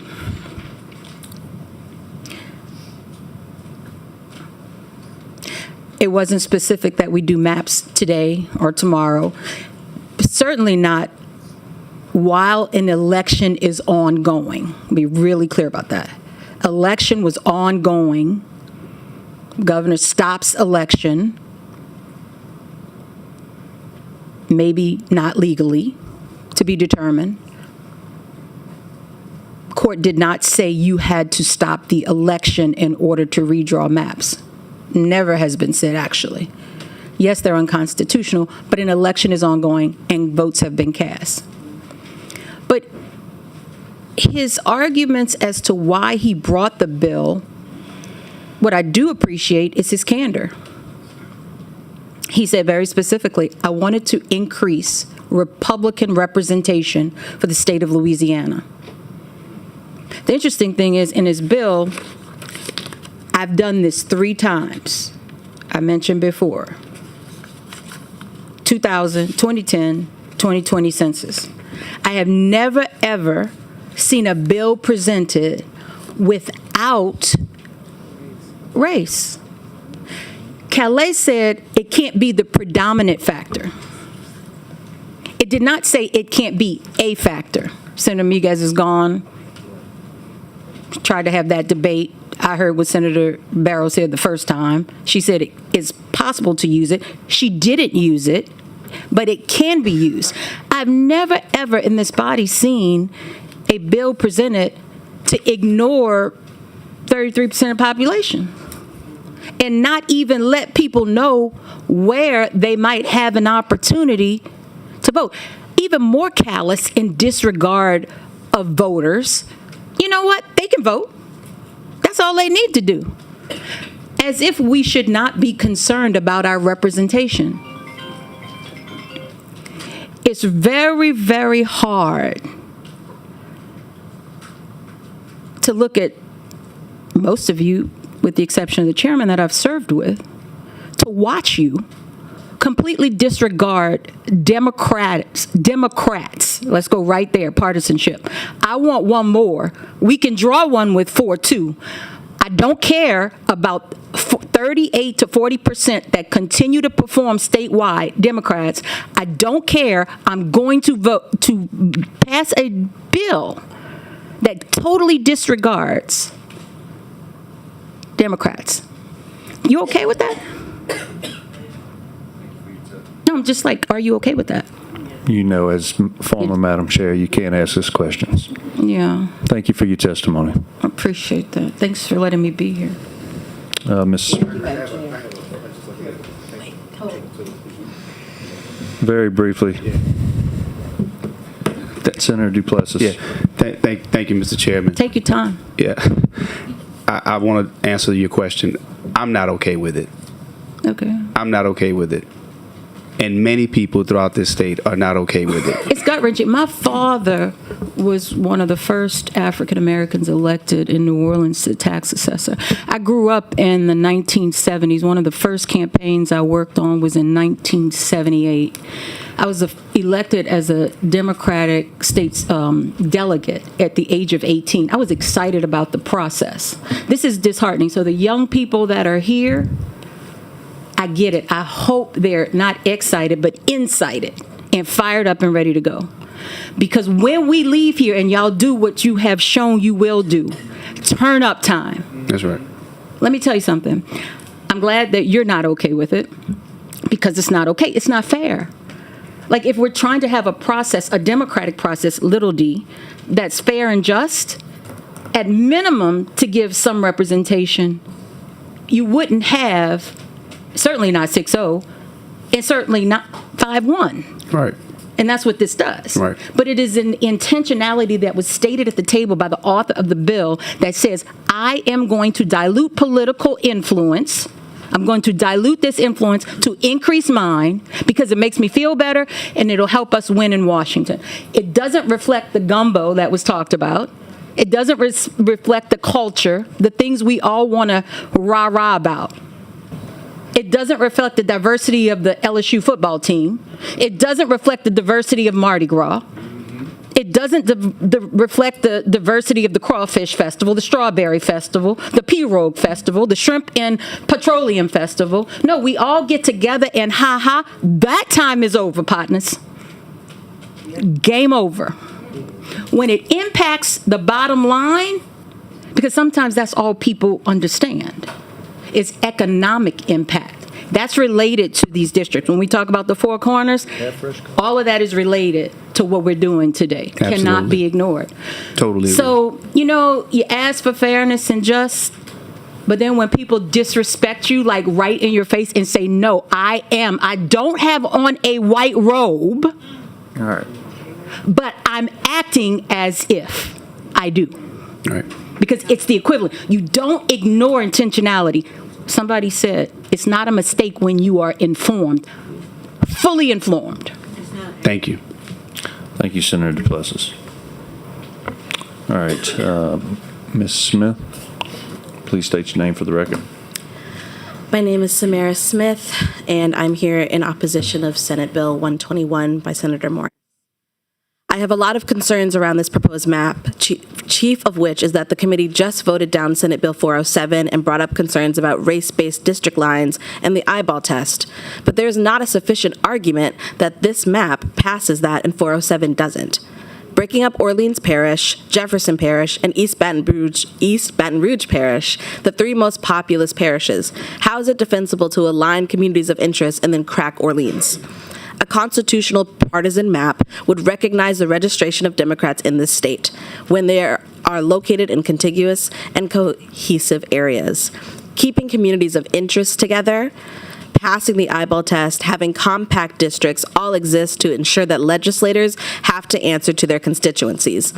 I remind you in my testimony earlier that legislators don't choose their voters, we choose you. It's clear that the author of this bill does not and cannot disaggregate partisanship and race. They are the same to him. When I look at every district other than two, people running for those seats don't have to care about what black voters think about them. However, we're your neighbors, teachers, doctors, and firefighters. Where do you think you will hide from this vote? We've had 5 hours of support for 407 and 20 minutes of opposition. Where are your supporters? I've been here since 4 p.m. Where are your supporters? You will continue to chase for power, and it will be fruitless, and you will be alone. This bill is built on hate, hate of accountability, hate of a loss of power, and hate of people who do not look like you. And you do not feel as though you are compelled to serve a representative democracy. I pray you find your conscience before it's too late. I can't say that you will, but I don't have to judge you. I already know where you're going, so I hope you're comfortable. And I yield my time. Thank you, Ms. Smith. Ms. Bell. Joyce good C. morning. Bell, and I'm in opposition, of course, to SB 121. The major red flag that stands out to me above anything else is, as Senator Duplessis brought out, why now? Is there anything that says this has to happen right now? There was a question asked about why we're still talking, and my answer to that is because we know that if it was not midterms, we would not be in this room if it was not midterm election. I used to grow up around my dinner table with my parents talking about things in the 60s and the 50s, and I'm going, oh, yeah, we're so past that. We just, the privilege, let's change laws, let's do what we want to do, let's change what we want to change. I said, oh, yeah, that's back then. I was born in 1974. I'm an adult now. We're not going to see that again. And this is living in a time warp. I don't know. It's like what year is this? So, history, past, present, and future is watching. The past is watching. The past is laughing because it's identifying with everything that's happening. The present is shaking his head. The future that we've been hearing since last week. Our youth. I feel for our youth. And I'm sorry for every young person in this room who should not have to see this. And I'm sorry to every older person that fought. For every one of our people that have served, that fought. I'm so sorry. This should not be happening. But it is. That's all. Thank you for your testimony. The board is clear. We will call up the next set. Quentin Anthony Anderson, are you here? Amari Hosang.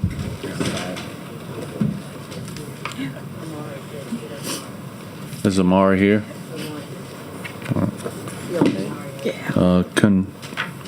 Katura Butler Reed is Quentin. You want to come on up, Quentin? Mr. Anderson?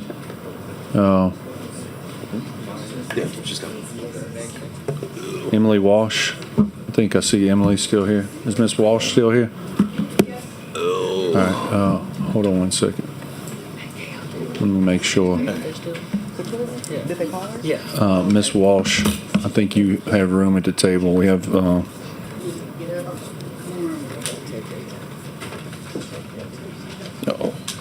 yeah. All right, while we're waiting on Miss Hosang, Miss Reed, if you're listening, please come. Yeah, yes, ma'am. Zayed Isa, Michael Calhoun. No, I'm just calling names to get ready. Britton Force, Dr. Sidney Epps, J. Frankie Ayers, Rebecca Bourne. So I think I got a few names in the queue.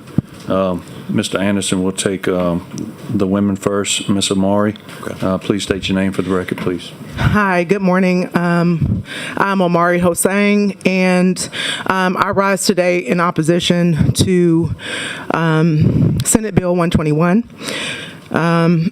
So every generation out of relative obscurity must discover their mission, fulfill it, or betray it. And in this nation, this generation, we should be moving forward. We are talking about a 5-1 map in Louisiana in 2026. If this map is based on partisan, based on the registered number of Democrats and Republicans, we should be talking about a 3-3. I know we are all tired this morning, but this is ludicrous. Senators Morris, Senator Womack, Senator Fezzi, Senator Klein-Peter, are you telling us that this is your mission? To skew a map and please your friends in Washington, D.C. One person rose in support of this bill. One person in the state of Louisiana rose in support of this bill. What about your constituents in Louisiana? Senator Klein-Peter. Your constituents in Iberville, Point Coupee, and West Baton Rouge need you. Where thousands of families are still navigating economic instability, rising utility costs, and healthcare access gaps. In fact, in Point Coupee alone, nearly 1 in 5 residents live in poverty. Senator Womack, your constituents in Caldwell, Catahoula, Franklin, and LaSalle parishes need you. A rural parish with population decline and a poverty rate hovering around 25%. Senator Fezzi, your constituents in Lafourche and Terrebonne parishes need you. Every 100 minutes, that area, those parishes lose football fields of wetlands. So while you have been in here killing fair maps, your parishes have been losing land.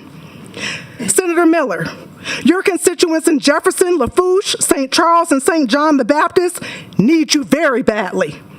Your district sits in the shadow of some of the highest cancer rates in America. St. John the Baptist specifically has long been identified for extraordinary environmental risks. And I don't think Senator Miguez is here, but his constituents need him too.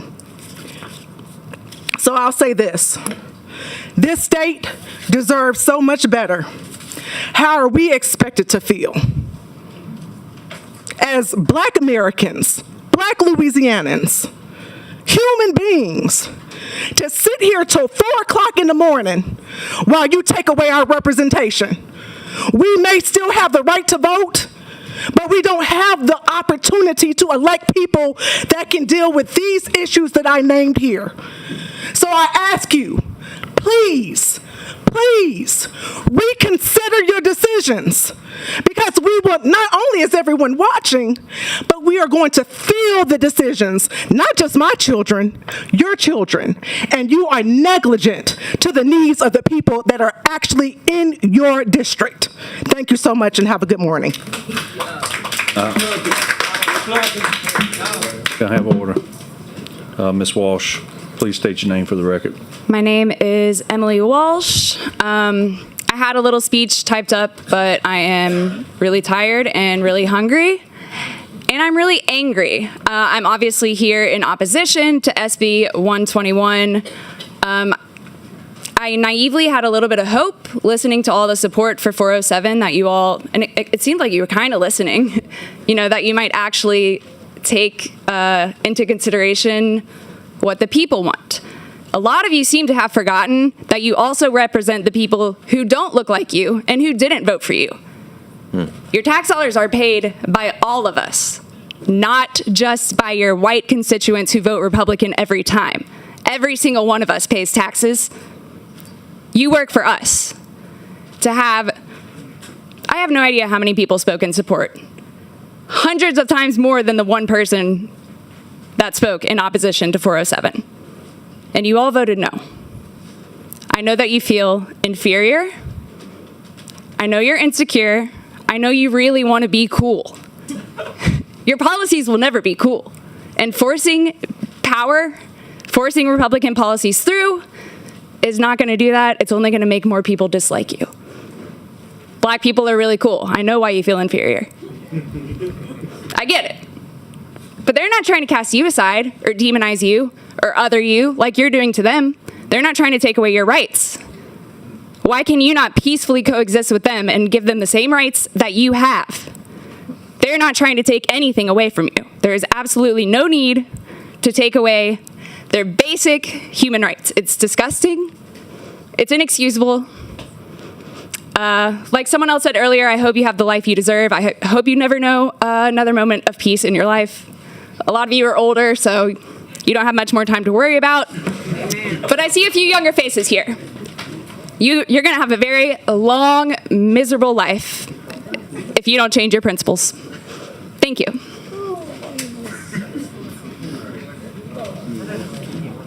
Mr. Anderson, please state your name for the record.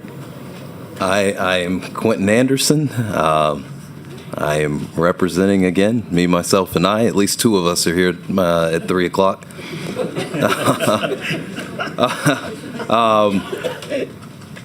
Look, I was probably more articulate at whatever time I talked to you, yesterday. I've walked my dog by now. It's been lovely. I just want to be real, okay? This is bad politics for everybody. Obviously, it's not in black folks' interest. But it's not good politics for you as Republicans, and I think everybody has kind of articulated this. You are not just disenfranchising Democrats.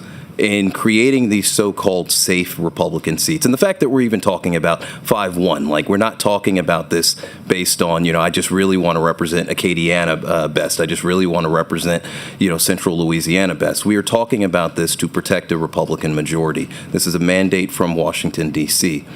But what you're doing by creating these so-called safe districts is you're removing the whole sense of accountability. I mean, think about it. Part of the reason why some of you feel comfortable taking sometimes difficult votes, I mean, we have a congressperson who has the has the distinction of being the only member of Congress to vote against releasing the Epstein files. Now, why is that the case?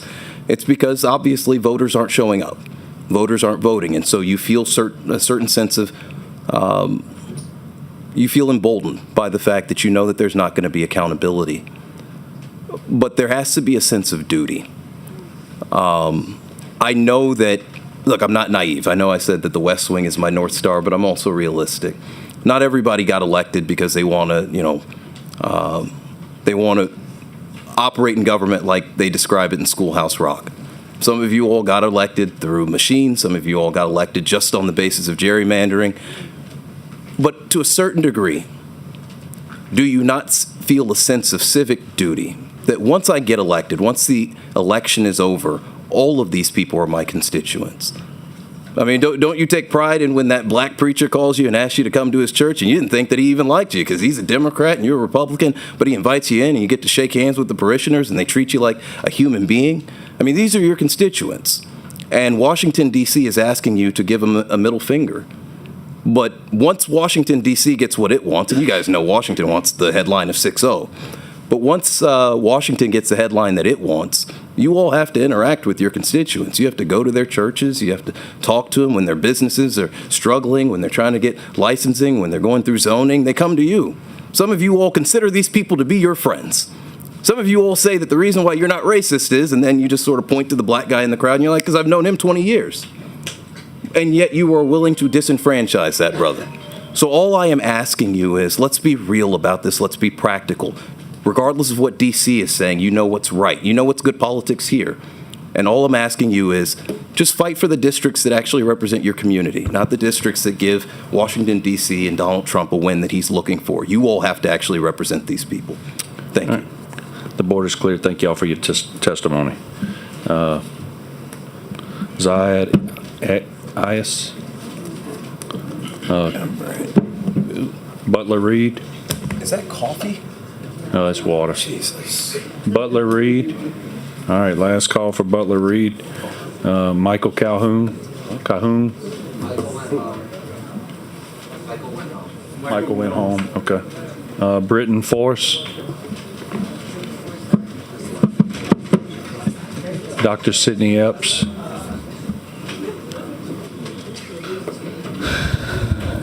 Is Miss Epps here?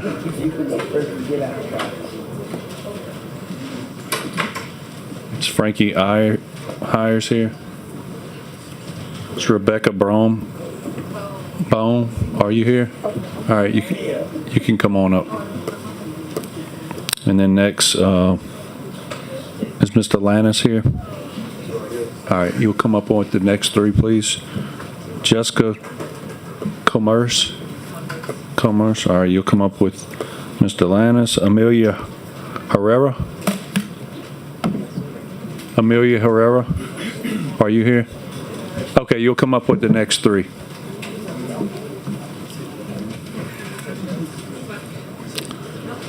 All right. Ms. Rebecca Bond. Hi. So I really have absolutely nothing really prepared, but after listening to the first Please state your name for the record. I'm Rebecca sorry. Bone, Mandeville, Louisiana. After listening to the first bill, I decided to stay, and I guess Can you bring your microphone up, please, a little bit? Thank you. And I guess Senator Morris was not sure why we are here at 3:10 now. It's not because I'm an insomniac or I think this is fun. I think this is very important for our state. First off, I do oppose SB 121. I don't think Baton Rouge and New Orleans should be lumped together just because they're both urban. I've lived in Baton Rouge and in New Orleans, and they're completely different. It's like you're getting a dog, you get a Rottweiler and a Chihuahua. Two completely different things. I'm a veterinarian. Trust me, they are. I also have a lot of concerns about why we are doing this in the middle of the election. My mom had absentee voted already, and so I called the Secretary of State's office, Nancy Landry, and I know they are doing what they are told to do because I've called probably every other day since it started. No one has the same answer. I just get, we're doing what we're told to do. I'm like, and they're like, that's not going to count. But it really, really factors into the election because had this not stopped, maybe people, since there's a primary, might have picked a different party, and it could really affect the outcome of the vote. It really, I know you've got to redistrict because of the Supreme Court, but I really have strong feelings it should not have been in the middle of an election. It's just, there's no emergency like it's been discussed. The main emergency probably is the Republicans aren't going to do well in the midterms, and maybe that's something the Republican Party needs to look at. Gas to get here, and I go to the Costco, is $4.60. I mean, it's hard to live in America right now, and yeah, it's not good for the Republicans. So y'all gonna, and I hate to use this word, but I will. Y'all are gonna cheat to try to win. I mean, that's really is what's going on. I feel here. There's been overwhelming support for SB 407. There's overwhelming opposition against this, and I feel like people should represent their state. Yeah, we don't all agree. I bet we probably have a lot more in common than we think, but I would like whoever I elect, even if they're a Republican, and I guess I am a Democrat, to put people over politics. We are all in this together. If I see someone who's not as fortunate as I am, I think we should help them instead of oppressing them and not giving them representation to try to make their lives better. And that's really all I have to say. And I really, I like that young girl. I wasn't naive. When I got in my car at 11 o'clock and got here, I knew how the votes were going to go. I've lived in Louisiana 62 years. Nothing changes. We're still last in education, horrible in health care. We're the poorest state. And it's been Republican run for my 62 years. Thank you for your time. All right. Mr. Force. Britton Forsyth. I'm here with the New Economic Justice Organizing Project. There's just a couple things I want to make sure are said, so I'll be pretty quick. This map cracks 16 parishes. That's 25% of our parishes. It appears to me that it splits the cities of Opelousas and Houma in half. I also want to point out that Tangipahoa is split 3 ways on Senator Morris's amended map. If we have a problem with the split parishes from Senator Barrow's amendments, we would also need to have a problem with that. I'll, leave it at that and just wrap up. It's 3 a.m. Y'all know we shouldn't be talking about something like this at 3 a.m. The author of this bill referenced the residents of Louisiana being long-winded about SB 407. I think it's really beautiful, personally, to see so many people care so much about our home and the people who live here. I personally have never hung out at a committee room until 3 a.m., and I've been doing this for a few years, It looks like Louisianans want some more time on this conversation. Senator Duplessis asked why so many people are still here. You asked the sponsor why he thinks so many people are still here. I'm personally here because I can't think of a single thing that's more important than this. I can't think of anything more important than ensuring that everyone in my home state is able to elect someone who represents them and will listen to them and answer to them. And I'm here because Jim Crow maps like this have no place in our state, and our Republican senators are willing to vote to re-entrench the disenfranchisement of Jim Crow. So that's why I'm here. Thank y'all. Please state your name for the record. Hi, my name is Ziad Issa. I'm speaking on behalf of the Freedom Road Socialist Organization. I'm a student at LSU, and this is an important issue to me because, the map that's put forward in Senate Bill 121 is just like ridiculously gerrymandered. And I believe that, the main issue we're discussing here today is gerrymandering. And, you see the, districts that are put forward in that bill, and they're not drawn on any sort of logical lines. It's just you have districts snaking through. I think that it just looks like an abomination. It is not logical in any way. I also think it's telling that Senator Morris, who wrote this bill, was unable to answer even basic questions that were put put to him by this committee. If the person who authored the bill doesn't know what he's talking about in relation to the bill, it would just be unconscionable to vote for it. The only motivation I can think of to support this kind of gerrymandered districting, like the kind put forward in 121, is just subservience to Jeff Landry, to conservative politicians, and to billionaires, right? Just implementing their agenda, no matter what, no matter if people come out in droves to speak in favor of proper districting. No, that doesn't matter. All that matters is that, Jeff Landry wants to stop the elections. Jeff Landry wants the Republicans to gain more seats. Jeff Landry wants to disenfranchise black voters. That's all that matters, apparently, to this, committee. So I would like to urge this committee to actually consider, the will of their constituents who have come out here and spent all this time, putting forward their voice, to consider the will of their constituents and to vote against Senate Bill 121, which would, disenfranchise voters. Thank you. Madam Pro Temp. Thank you, Mr. Chairman. First of all, I want to say thank you to everybody who have stayed and are still here and waiting to share your thoughts on this bill. I greatly, truly appreciate you being here because it really shows the level of importance and intensity that this issue has drawn for, because you guys only represent a small minute of the people who are really interested, who could not be here tonight, because otherwise they would have been here as well. But I really want to thank you. That's why I put my mic back on. I just want to thank you for answering the question that we all had, that Senator DuPlessis asked you. And I just wanted to thank you for giving voice to that and responding to that. So thank you. Thank you, Senator. Thank you, Madam Pro Temp. All right, the board's clear. Thank you all for your testimony. Mr. Lannis, Jessica Commerce. Butler Reed. Hold on 1 second. Hold on. Mr. Lannis. Who else is here? Ma'am, what's your name? Ma'am, what's your name? Jessica. Okay. All right. And Miss Reed, you said Butler Reed?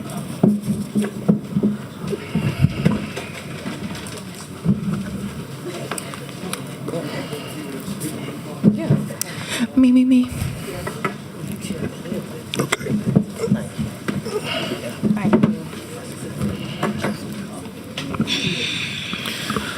Ms. Butler Reed, please state your name for the record, please. Now, why I always got to go first? Okay. Hello, everyone. I'm Katora Butler Reed. Today, I'm really just representing myself. It is, because it's 3 a.m. I'm going to try to keep it short and brief. I would love to sit here and go through all these facts and whatnot, but we're all tired. But what I do want to say is I originally was going to testify about the amendment and adding in some more transparency to just the data that was presented, because I didn't see more of like a racial demographic towards it. So I still want to lift that up. But first I want to start with this quote. I know it's cheesy, but as the South goes, so goes the nation. And right now I'm feeling that intense energy of not just my ancestors and those in this room, but I'm feeling the energy of those in Tennessee, those in Alabama, those in Georgia, those in Texas.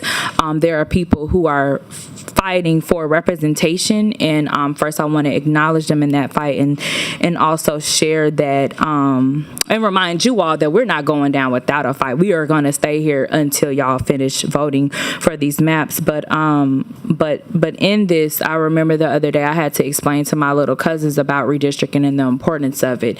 They're under 10 years old. And the best example that I can give them is the difference between McKinley High School and South Baton Rouge, and compare it with the schools in Gonzales or just areas that a whole bunch of black people don't live in. And we broke it down all the way down to the facilities, to the turf or lack of turf, to just so many different issues. And it was so hard because I had to explain to those little boys, well, it's really just because we black. It don't have nothing to do with anything else at the end of the day. Now it's becoming more and abundantly clear that what you all are presenting to us is that we don't deserve anything. We don't deserve resources. We don't deserve good education for our kids, and we don't deserve proper facilities. We don't deserve survival. That's what I heard. That's what I've been hearing as I've been sitting here. So I don't have too much more to say, but what I do know is that what you all are doing, you're going to get a response from us. So I'm so glad that we have elections coming up in November, because that's when we're going to really be able to strategize and organize so many of you out of them seats. Thank you. And thank you, Senator Duplessis. Thank you. Miss, is it Commerce? I'm sorry. Converse, like the tennis I'm sorry. shoe. Yeah. Converse. Okay. Sorry. Converse. Go ahead. State your name for the record. Good morning. My name is Jessica Converse. I'm here on behalf of the Baton Rouge Democratic Socialists of America. And I want to say thank you to those that are representing the ideas and intentions of fair maps. So thank you, Senator Duplessis and Senator Barrow. But I also want to thank all the rest of you for demonstrating the farce of our democracy. Thank you for following along party lines behind a convicted felon who has entered us into an unconstitutional war and is most likely a pedophile. So thank you for demonstrating that this we're carrying on about the legality of this racist Supreme Court who has taken away the basic civil liberties of minority populations and of women, and we're acting like we should just continue to follow the code of law, which apparently is really subjective. And the fact that we have to pretend like this is like that we have to maintain decorum for maps that really don't represent the people of your state and the values that don't represent the people of the United States. And I don't know what you're doing here. What do you do? Like, what do you do in your office to represent us? Because we have the highest stress. We're dying of cancer. Industry has the biggest exemptions. And all we're asking is to be fairly represented so that we can cast our vote and pretend like we still have a democracy. Because this is not representative. Just because you have the majority doesn't mean it's a democracy. It needs to be representative. And I would just like to advocate to my fellows here. I'm going to give you one anecdote from the nation of Cuba, which is currently under siege by these United States. I don't know why we need to put pressure on an island, but it's because they represent a dream, because socialism has always represented a tool used by the people to fight back against oppressors. And so right now they're currently having to deal with an economic crisis. And what they're doing, they've put an economic bill out to their people, has a title, has a plan. They're trying to, consolidate resources, figure out their agriculture, how are they going to support their people. They put it out to their nation, and 2 million people have responded to it. The title has changed, the plans have changed, but 2 million people have put their mark on the future of their nation. That is representation. That is democracy. Mr. Landis. Darius Landis. The belief, action, or systemic structure that treats people differently, unfairly, or with prejudice based on race, ethnicity, or skin color. It is often the false belief that certain races are inherently superior, resulting in discrimination and inequality. That is the definition of racism. I said this earlier. Show us by your actions, not just your words. Everything that we've seen come out of this body has spelled the words out specifically.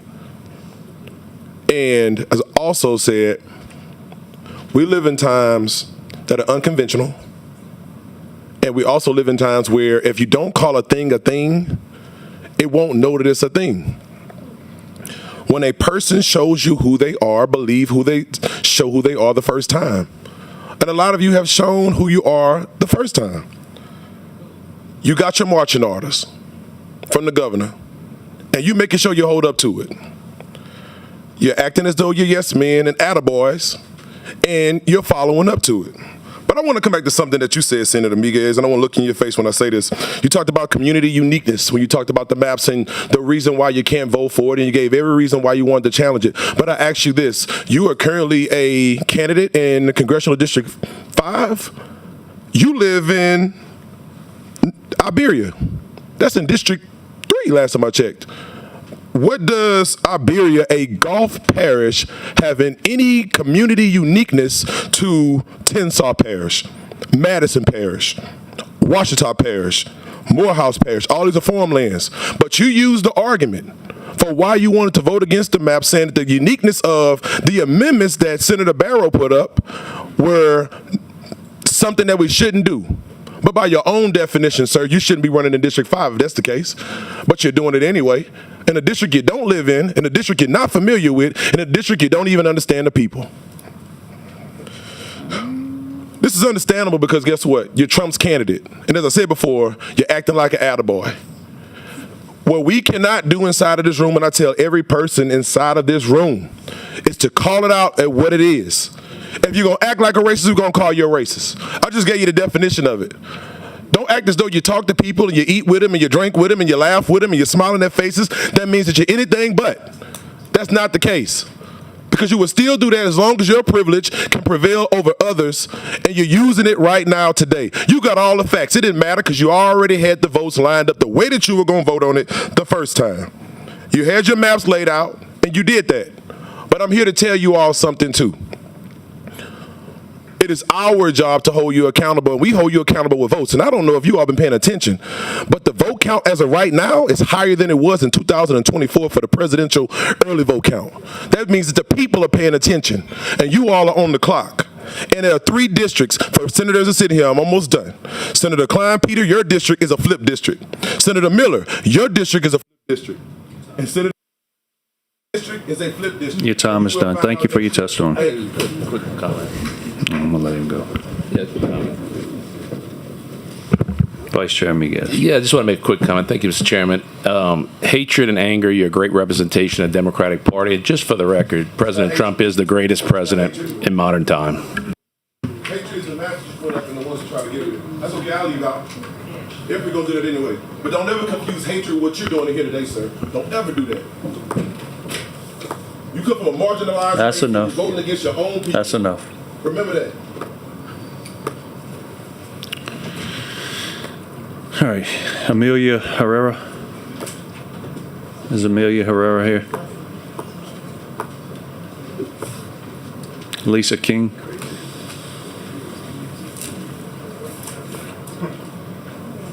All right. Lisa King's here. Jolene Jolivet. All right, sorry about that.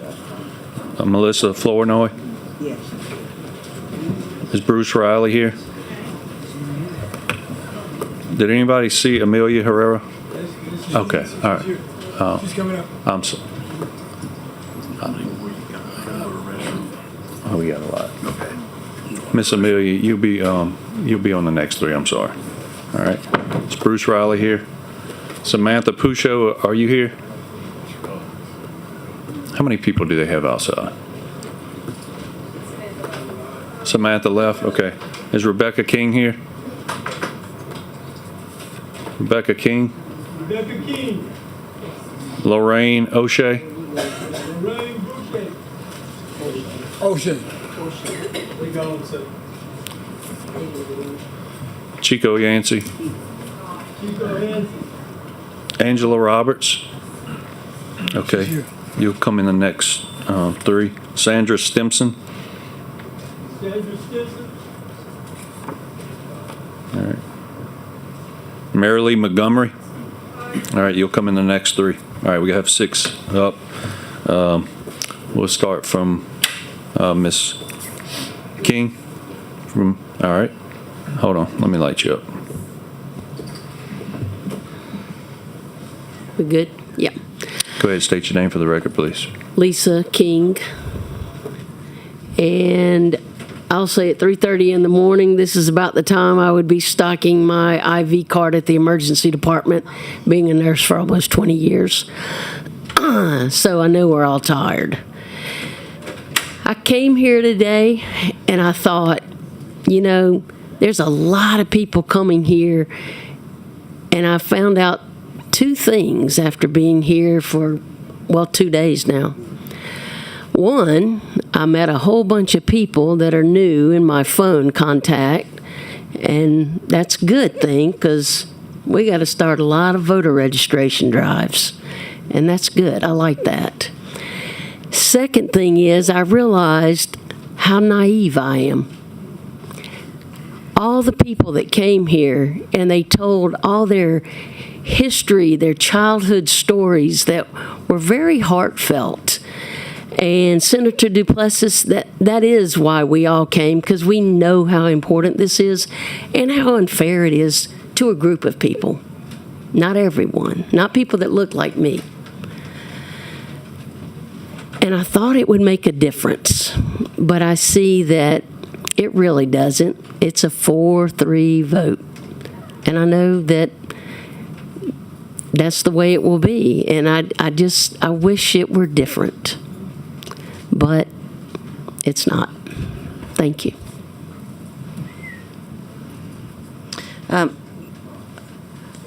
Okay. Well, state your name for the record. Yeah, absolutely. Good morning, Mr. Chairman. I'm Melissa Flournoy, and I'm still the board chair of 10,000 Women. I feel like I now live in this room. I was here for 10 hours on Friday, and I was here since 1:30 yesterday afternoon. And all I can say is that after 16 hours of testimony in support of Senate Bill 407, with probably 1,000 cards in support, I'm disappointed in the actions of this committee. I really did think that we would get Senate Bill 407 out, and I thought we would get 121 out, and then I thought the senators on the floor would have a chance to have a robust debate. It's fascinating that all of these folks have come over the course of 3 days from around the state of Louisiana with their time and their talent and their treasure and their passion and their history, with 1,000 cards in support of 407 and 1 card in support of 121. You know, we're supposed to be grateful today for a 5-1 map, that it's not 6-0 like Tennessee, but I don't feel grateful today. I feel mad as hell. Senate Bill 121 is going to be challenged in the court.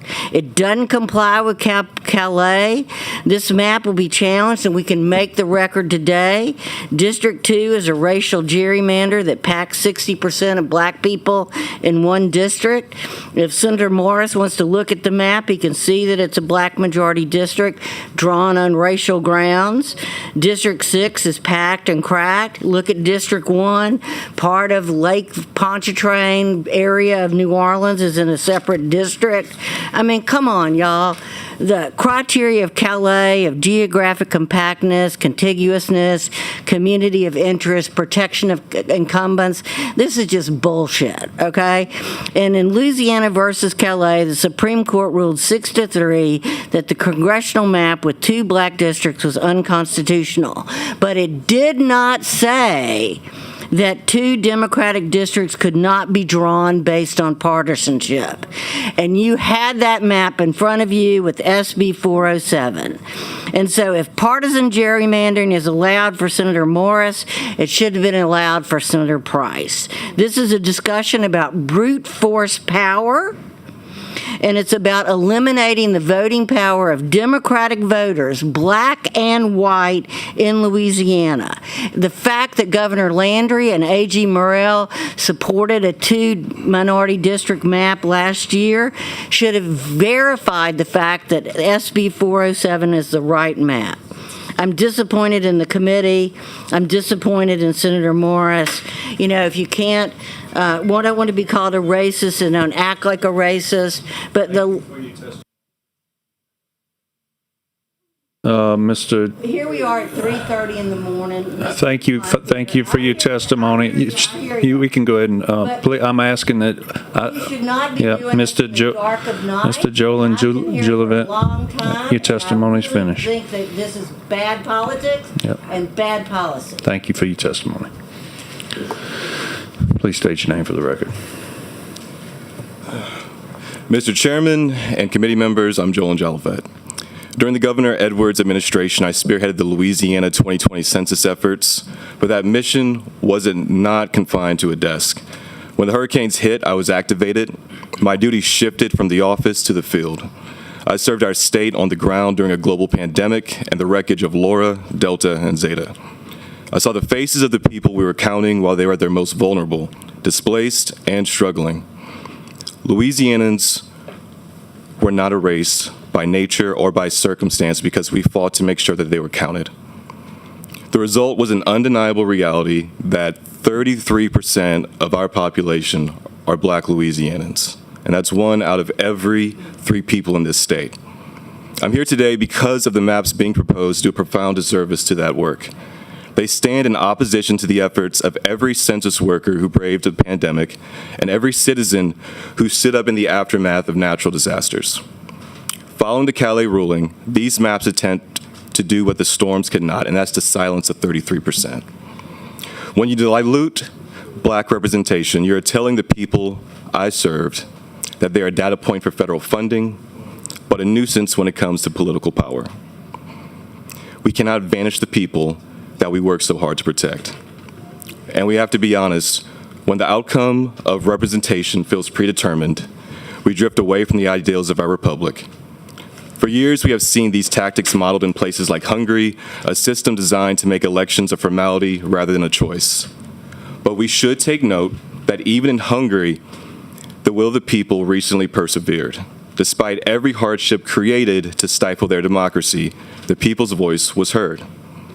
Those same hardships are being brought here to Louisiana across the country. But I still believe that American justice, freedom, and fairness can and still win. The question is whether this committee will be an ally to that fairness or an obstacle. As America approaches its 250th anniversary, the strength of our freedom is being judged by how we treat the rights of Black Louisianans. We cannot celebrate 2.5 centuries of liberty while simultaneously dimming the lights of Black voters. I serve to protect the count. I'm asking you to protect the vote. Reject these maps, honor the 33%, and uphold the promise of a Louisiana that represents all the people. Thank you. Senator Duplessis, quick question. Thank you, Mr. Chairman. I just wanted to make a quick comment. Ms. King, in your comments, you mentioned that this was unfair to a certain group of people, and it wasn't you. I disagree. I think it's unfair to you, too. Ms. Flournoy, it's unfair to you, too. Yes. I would even go so far as to say it's unfair to Republicans, and I'll tell you why. Because the suggestion or the idea or the concept that we have to have not just a supermajority Republican, but we got to have a more than supermajority Republican representation in Congress suggests that a Democrat is incapable of effectively representing Republicans. I have Republicans who live in my Senate district now. So you're telling me that I can't, maybe we don't agree on everything, but I'm incapable of effectively delivering for my district? This is harmful to everyone. It's harmful to the entire state. And I just want us to be clear on that. It's harmful to you too. It's harmful to all of us. Thank you. Thank you. All right, the board is cleared.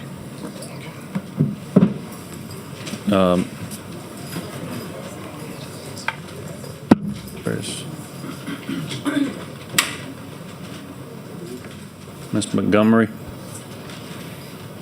Herrera, and Roberts. Next up, we have looks like Mixandra. Last name starts with a Jaouiche.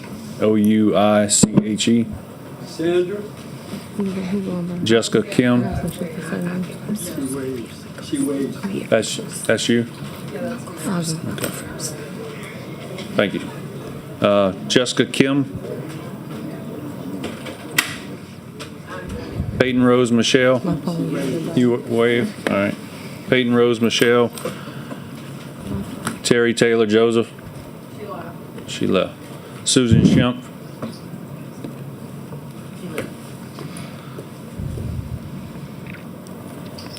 Suter Benfield. Linda Venable. Manuel Castellon. Winnie Darphine Baque. Lindsay Garcia. David Dickey. Larry DeQuay. Renee Cart from Lake Charles. Ashley Downing. Matthew Humphrey. Amy Robinson. Reach Harper. Madeline McGuire. Josiah Hardy. Asti Davis Robbins. Tanya Nyman. Been gone. Say again? I said she been gone. Okay, thank you. Sally Davis. Frankie Robertson. She's young. Darlene Hammond. She's young. Darnell Tobias. She's young. Janet Tobias. Lakita Smith. She's gone. I think everyone's still here, filled out a new card after midnight when the date changed. So. I'm going through the cards that I have. Thank you. Lakita's gone. Nikita's gone. Chandra Shea Foster. Mike Masteo. Jaquita M. Smith. Chandra Foster. Cedric Hargrove. Just testify. Diane Blanks. Maria Harmon. She's here. All right.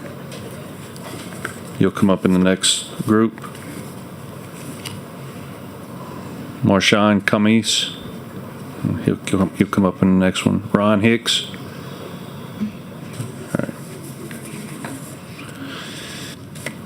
All right. We can start right here. State your name for the record, please. Sure thing. Good morning, folks. Marilyn Montgomery with Louisiana Progress, or representing myself if I say something weird at 4 in the morning. Okay, so suppose that hypothetically we divorce this entire conversation from race. I personally don't think we can, but suppose we did. Why then are we here at this hour debating this? We're debating this because, as we've already established, we have to draw new maps at some point because the one we currently have is unconstitutional. And so that we can throw our hat in the ring for this partisan arms race to do partisan gerrymandering. But this partisan gerrymandering doesn't quite work out numerically because of the third party / independent / no party voters, of which I am one. And we've seen this specific third, which, as has been stated earlier throughout these hearings, there's roughly a third Democrat, roughly a third Republican, roughly a third no party / third, et cetera, other. And we've seen that last third continue to grow. Why? Because Americans, by and large, are tired of the hyper-partisanship.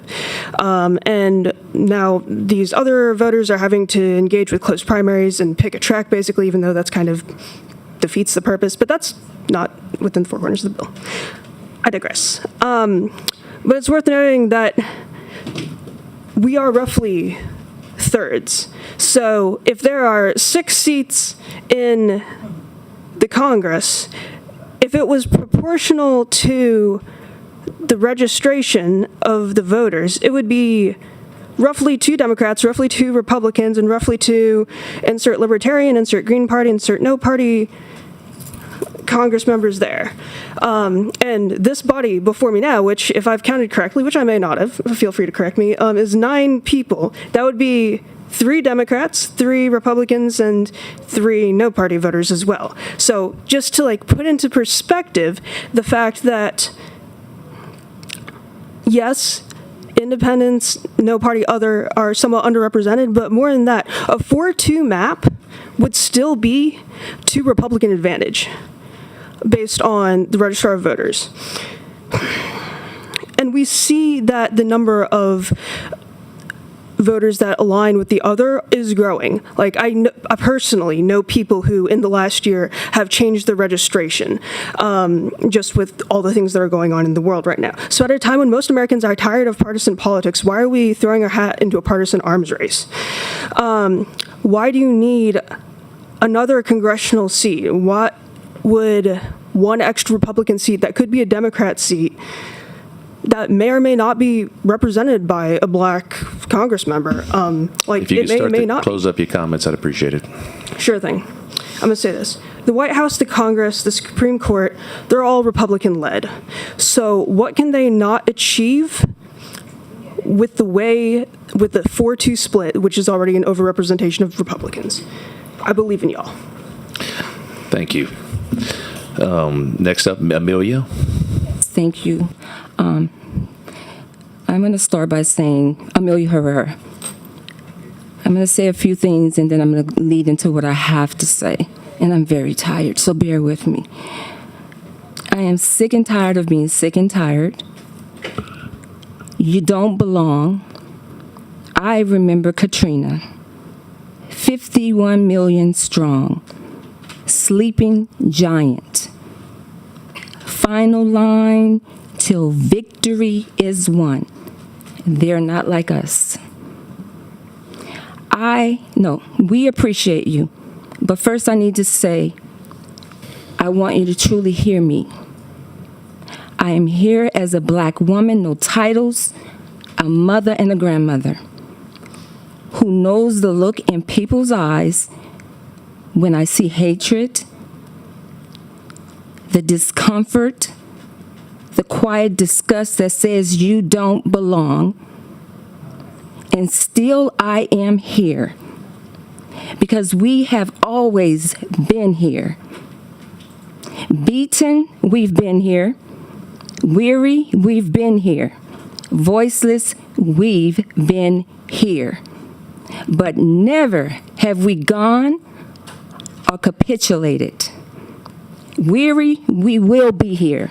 Voiceless, I will still be here, but never will I go. I am a survivor, and I remember Katrina. I remember being left behind. I remember losing everything that I had, my memories, my everything, and I still stood. I still remained. We learned from each other how to stand and weather a storm when nobody else came. We learned how to rise, even when they said we were gonna fall. So when I say I appreciate you all, I appreciate you, because history, I'm living that now. I was born in the 60s. I thought this was over, but no. Amen. I'm here. I will teach my grandchildren how to read eyes instead of words. I will teach them how to hear what isn't being said. I will teach them how to protect themselves against the unknown enemy, how to endure that storm. That's what I'm going to teach my grandkids. You know, I tell them all the time, Grandma shouldn't have to teach you these things, but I have seen history repeat itself. So I am going to teach you so that you just don't have book knowledge, but you have worldly knowledge, and you know what's coming for you. Thank you for your testimony. I'm going to close by saying this. We will come back. We will withstand. We will remain. We are hurting. I am scared. I am so friggin' scared, because I cannot believe that you guys are doing this. Ms. Roberts, have you spoke yet? Sorry, I had to step out. I haven't. Okay. State your name for the record, please. Angela Roberts. Everything I have ever learned about representation, Louisiana has repeatedly proven to be untrue. The type of representation I wanted to give this state, y'all refused to give it. Hundreds of people have sat here in opposition, and you act the exact opposite of what all of your constituents tell you they want from you. You laugh in our faces when we try to hold you accountable. Y'all have not a single green card for this, but yet you'll vote for it anyway after stacks and stacks of red cards to the last. So let's stop pretending this process was ever truly about fairness or balance, because from where the public is sitting, it looks like the outcome was decided before the testimony ever began. I checked my 3 small children out of school to be here on time. Their dad had to tell them that their mom didn't kiss them goodnight because she was fighting for who all of you deem to be lesser than us, because they don't look like me or look like y'all. Because the people elected to represent everyone, regardless of who they voted for, y'all refuse to properly do so. Elementary children have a better understanding of common decency, while Miguez tries to gaslight us as grown adults. I'd rather you dignify with us with the respect that you just hate us, because your behavior acts like you hate minorities, you hate us. And I'm a Creole, so I'm very, very familiar with your heritage that you acclaimed pride over recently. You're an immigrant descendant. I can't believe you act like this. Hundreds of people have been here. We have waited for hours. We took off work. We have poured our hearts out to you about representation, voting rights, and the history of discrimination in this state. And what message are we receiving back? That our participation has just been tolerated. It was never intended to matter. Y'all already decided this. This is devastating to public trust. And I need y'all to understand, when people begin to believe the process is predetermined, no matter how loudly our community speaks, our faith in government erodes, not because people are angry that they lost, but because they feel unheard before the vote was ever cast. And we realize that's what y'all want, so we won't participate. We won't push back to the days where you don't even need a white hood. You sit here before us today without one, and as Representative Jordan, I believe it was, I'm tired, so I might be wrong, it could have been somebody else the other day, said, y'all have shown us who you are, and we believe you. We fully believe you. However, we have lived through this before. We will live through it again, as you said. We will not go away. You will have to put up with us probably till it's 3:51 again and again. No matter how long we have to do, we will litigate if we can't legislate, as they say. And like I told you before, sooner or later, these tables will turn. I hope you live long enough and hold office long enough to reap what you have sown. We are sowing. The board is clear. Next up, Mr. God bless y'all. Mr. Marchand, come. Camise, Maria Harmon, Ron Hicks. Is there Taylor Braxton?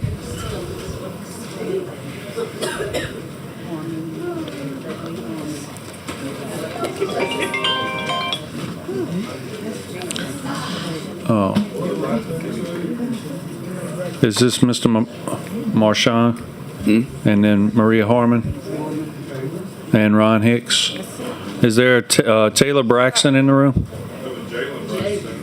Oh, I'm sorry, Mr. Braxton. Look like a T. And then Commissioner Devontae Lewis. Is there anybody else that filled out a red card that wants to speak? You have red cards?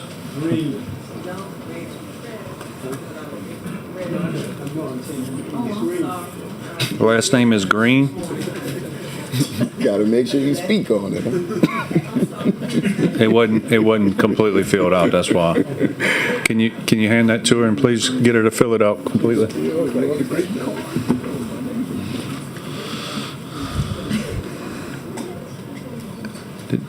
Gentleman in the back, did you turn your red card in? Okay, thank you.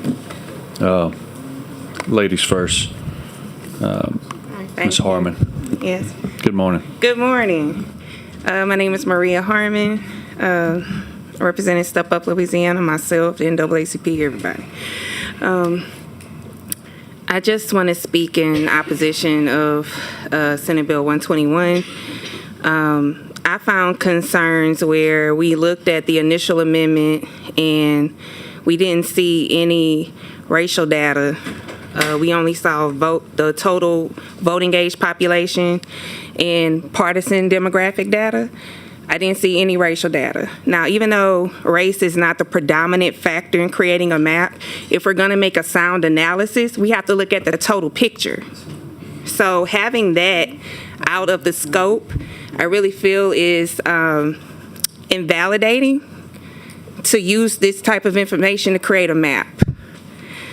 My hope is that you have the insight, will, and guidance to actually create a map that represents a multiracial democracy, because that's what we are.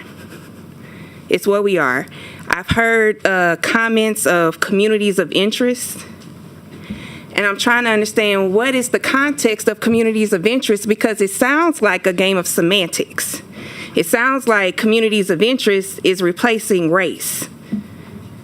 You know, so if we're really going to be in a progressive sense of where the times are, where our future is going, we can't just look the other way, even though it's not the predominant factor in deciding this map. It still needs to be included with developing a sound analysis, because it's all about data that determines what our maps look like. So if you have a significant piece of data that's not counted, really, you're not really working with a full, complete picture here. You're operating in the dark in some way or some lack of transparency. But it is concerning to hear when I heard from Senator Jenkins that looking at the map even closer, and I'm curious to know where he found the 60%, because I'm pretty sure it's probably accurate. Yep. But even not even including that, you're kind of like insinuating like we're just going to create this map and are not going to talk about race, but here it is. And I just find that to be very disingenuous to voters, and we're trusting you to be our public servants. And all I ask is that this map isn't necessarily going to be up to snuff. We're going to end up in court again. I'm pretty sure everybody's tired of dealing with all this litigious action, but when you make decisions like these, this will be the outcome. And we will not really have any sound stability with being able to keep an electorate of a congressional representation across this state.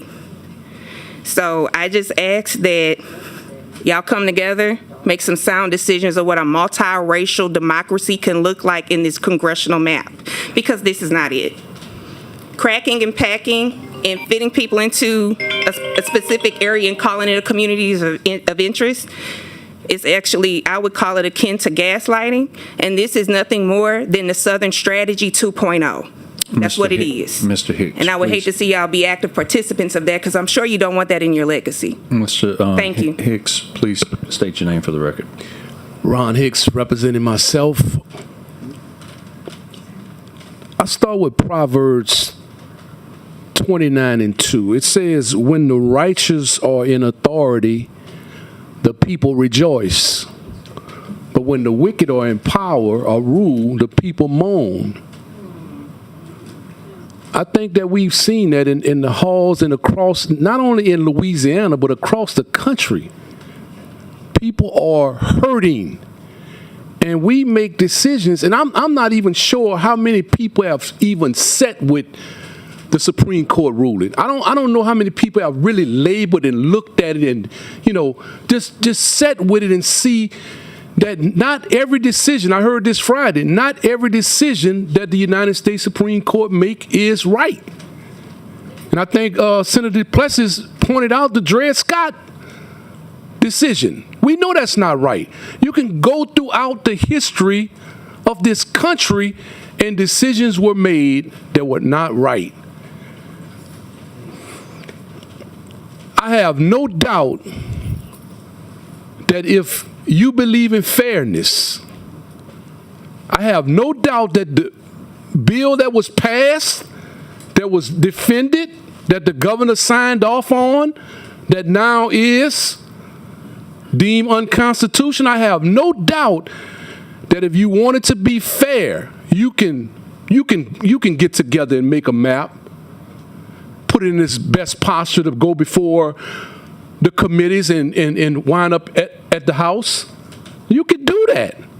I have no doubt, but we spent all our energy on something totally different instead of saying, hey, let's pause, let's stop, let's get together and do what's fair. But that's not what we're doing. We're pushing bills through because we're trying to achieve an outcome that we already know we had before we started. I am just dismayed about this process. And I know that we can do better. I know that we can do better if we wanted to do better. But I think that we've already chose that we don't want to do better. That we want to do what's better for someone else. Your constituents need your vote to push bills through that represent people, to represent everyone. And I want to leave you with that. This is another Proverbs. This is my close. Proverbs 14:34. Righteousness exalt a nation, but sin is a reproach to all people. Thank you for your time and allowing me to speak. Thank you, sir. Mr. Marchand. Mm-hmm. Hello. All right. I'm Marshawn Camise, and I want to start this off by saying I'm glad I knew y'all was going to be the type of people y'all are. As much as I love my other folks for coming up here and giving these speeches about how they wish y'all had morals, we all know, and you all know you don't have, we pretty much knew where this was going to go. So just to address some of the things said by Jay Morris when he was up here, which I thought was pretty much hilarious. He said Mike Johnson is popular. Mike Johnson has -7% in polls. He said he wants to spread more of the conservative ideology. I think that's a uniquely bad idea that virtually everybody in America agrees on. The conservatism that y'all have spread through Louisiana has led to the highest rate of people leaving the state that y'all have been running. When you look at what's going on underneath the Donald Trump presidency, we have the highest amount of people that want to leave America. We have the least popular presidential campaign ever ran in the history of polling. If we have more conservatism, what comes with that? Less education, more dumb people. The worst education in our country comes from Republican states. More dead babies in the hospital. The worst infant mortality comes from red states. More mothers dying giving birth. The worst maternal mortality comes from red states. The most war, sending our people to die in places for no reason, comes from Republican presidents. The worst recessions, 10 out of the last 11 recessions have been started underneath people who think like you, who think like Jay Morris, who think like Donald Trump. And what makes it beautiful is we see it on display. Miguel's over here saying, oh yeah, y'all have an issue with racial gerrymandering. What the real problem is legislation. That's what we really need to take care of out of that. We got a bunch of people came up here saying, we don't like the way that y'all write maps. Miguel saying, no. All we get out of that is, don't solve the problem. Let's just do whatever we have to do to save ourselves from going back to court. This is pitiful. It's a reason why y'all movement is this unpopular, and it's a reason why y'all have to cheat to have any chance of winning. And what's beautiful is the midterm's gonna come around, and you still gonna get wiped out.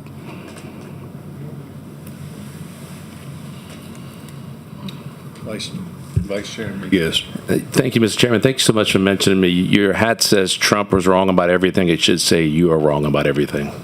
That's adorable. All right. The board is clear. The board is clear. Burned. Pam Bondi wrote that for you?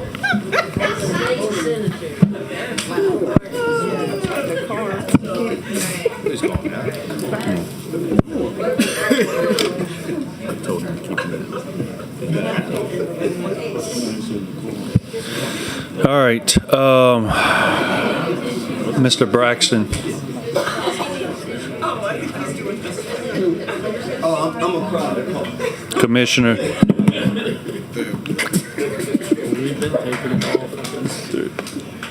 Mr. Braxton, Commissioner Lewis, Ms. Green.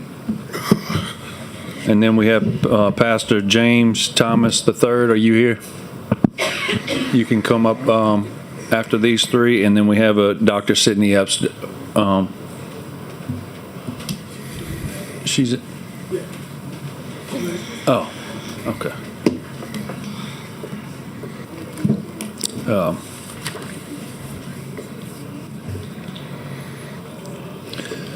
Good morning, Ms. Green. We'll take you first. Please state your name for the record. Good morning. Merry Christmas.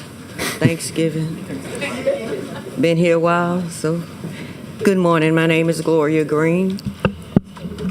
Thank you. Thank you guys for allowing me an opportunity to speak. Typically, this is not my forte. I don't particularly care to do public speaking most of the time. But I decided to say something. Everything that has been said, y'all have heard it. You know who you are. I don't have to tell you that. But I want to talk to you about some young people.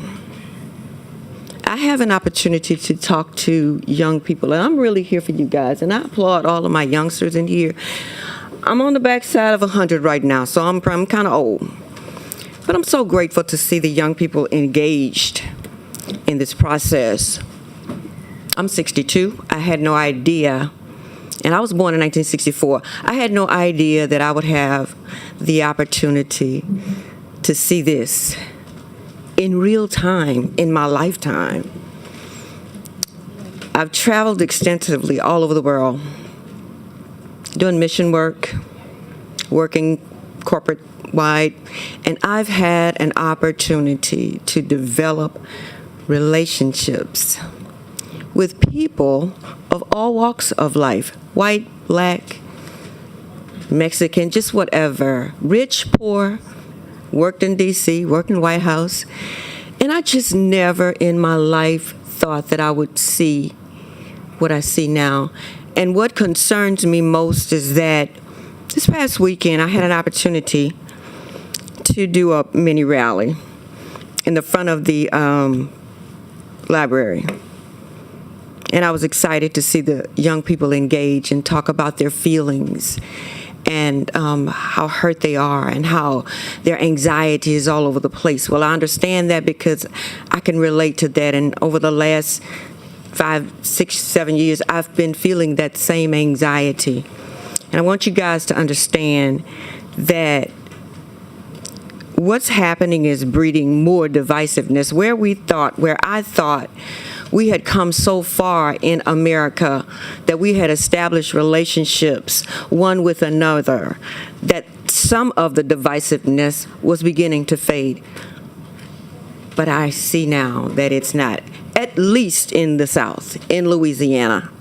And I pray for Louisiana, and I do pray for you guys because that's my obligation as a Christian. But I want to just say this one thing, and I know my time is limited. I want to read you a little something about a basketball team, girls basketball team. It was the Acadia, is that my time? Okay. The gist of the story is there was a girls basketball team. They played the game. The opposing team shot the ball. They didn't get it, or the ball went in. The gist of it is the wrong team took the score for the game, and they were applauding, and they just felt like, okay, yeah, we won. But I think it was that the clock had gone out, but the referees gave them the score. Y'all, the kids went back to their huddle, and they were like, no, after they looked at the TV screen and they, adjusted and everything, the kids said, we didn't win. We didn't win. We have to give it back. We have to give the tournament to the other team.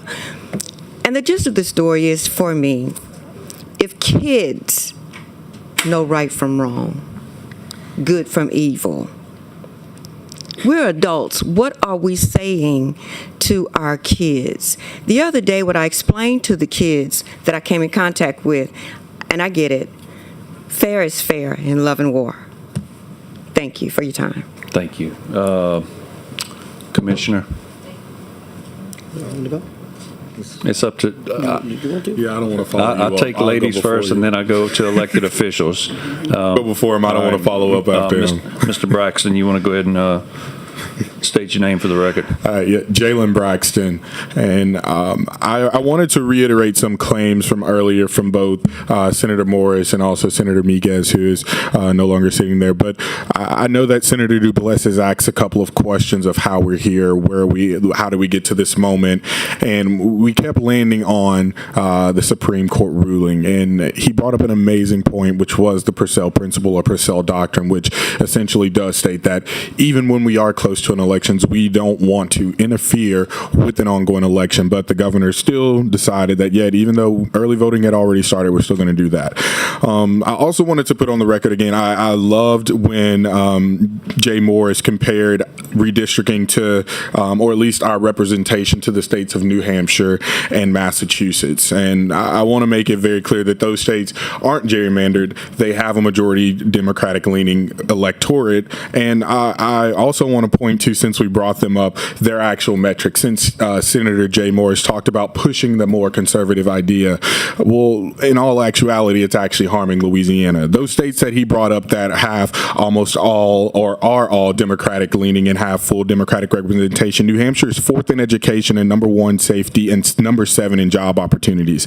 Massachusetts is number 1 in education, number 2 in safety, and number 1 in job opportunities. Along those same metrics, Louisiana, which has had supermajority Republican control, all of the Republican policies, we are number 46 in education, number 50 in safety, number 46 in opportunity, and number 49th in job market. Those are the Republican policies that we want to continue to push. Those are Republican failures, and I do not see that benefiting Louisiana. So not only is this redistricting map not fair to Louisiana's, but is actually harming your constituents and our growth as a state. So I just want to be clear with what's going on here. We talk about we talk about in areas of interest. We talk about these different words that are basically sugarcoating racial gerrymandering tactics. We need to be clear. If you're going to do it, let's go ahead and state what we're doing, because the people are fed up. And some people say they're tired here. I am fired up, because not only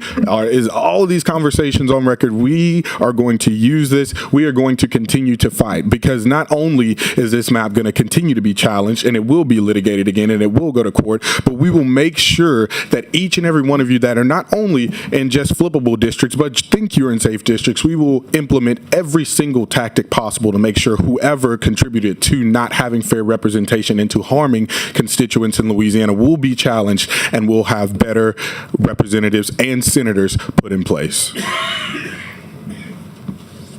All right, Mr. Braxton. Commissioner Lewis, please state your name for the record. Thank you, Mr. Chairman. Devontae Lewis, and I've been around this building a long time, longer than some of you on the committee. Got my start here in 2007 as a page, thanks to, at the time, Representative Barrow and Representative Franklin. I found my voice as an advocate in this building, thanks to Senator Peterson, who saw me.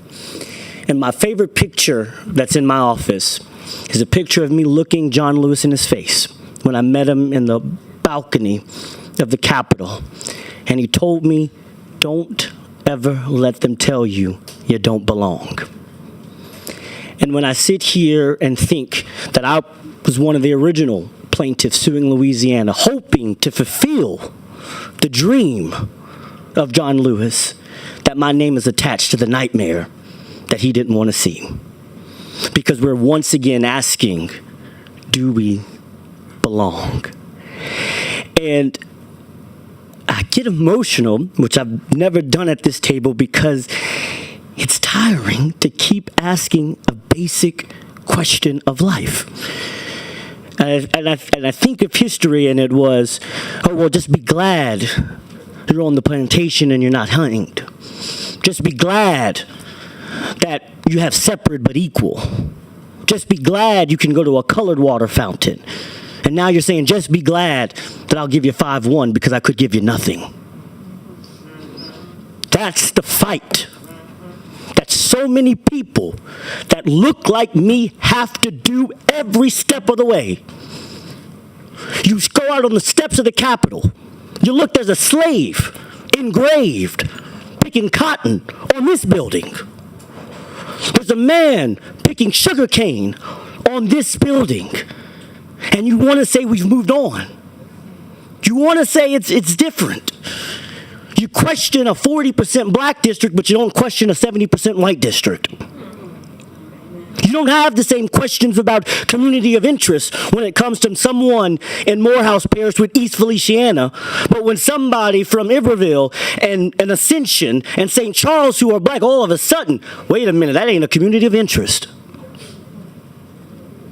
We're still asking, do we belong?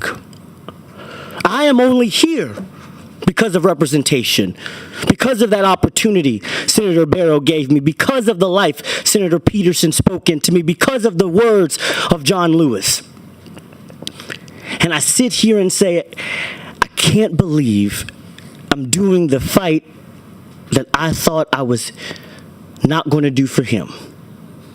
Thought I was going to be here talking about a better America. An America that's moved on.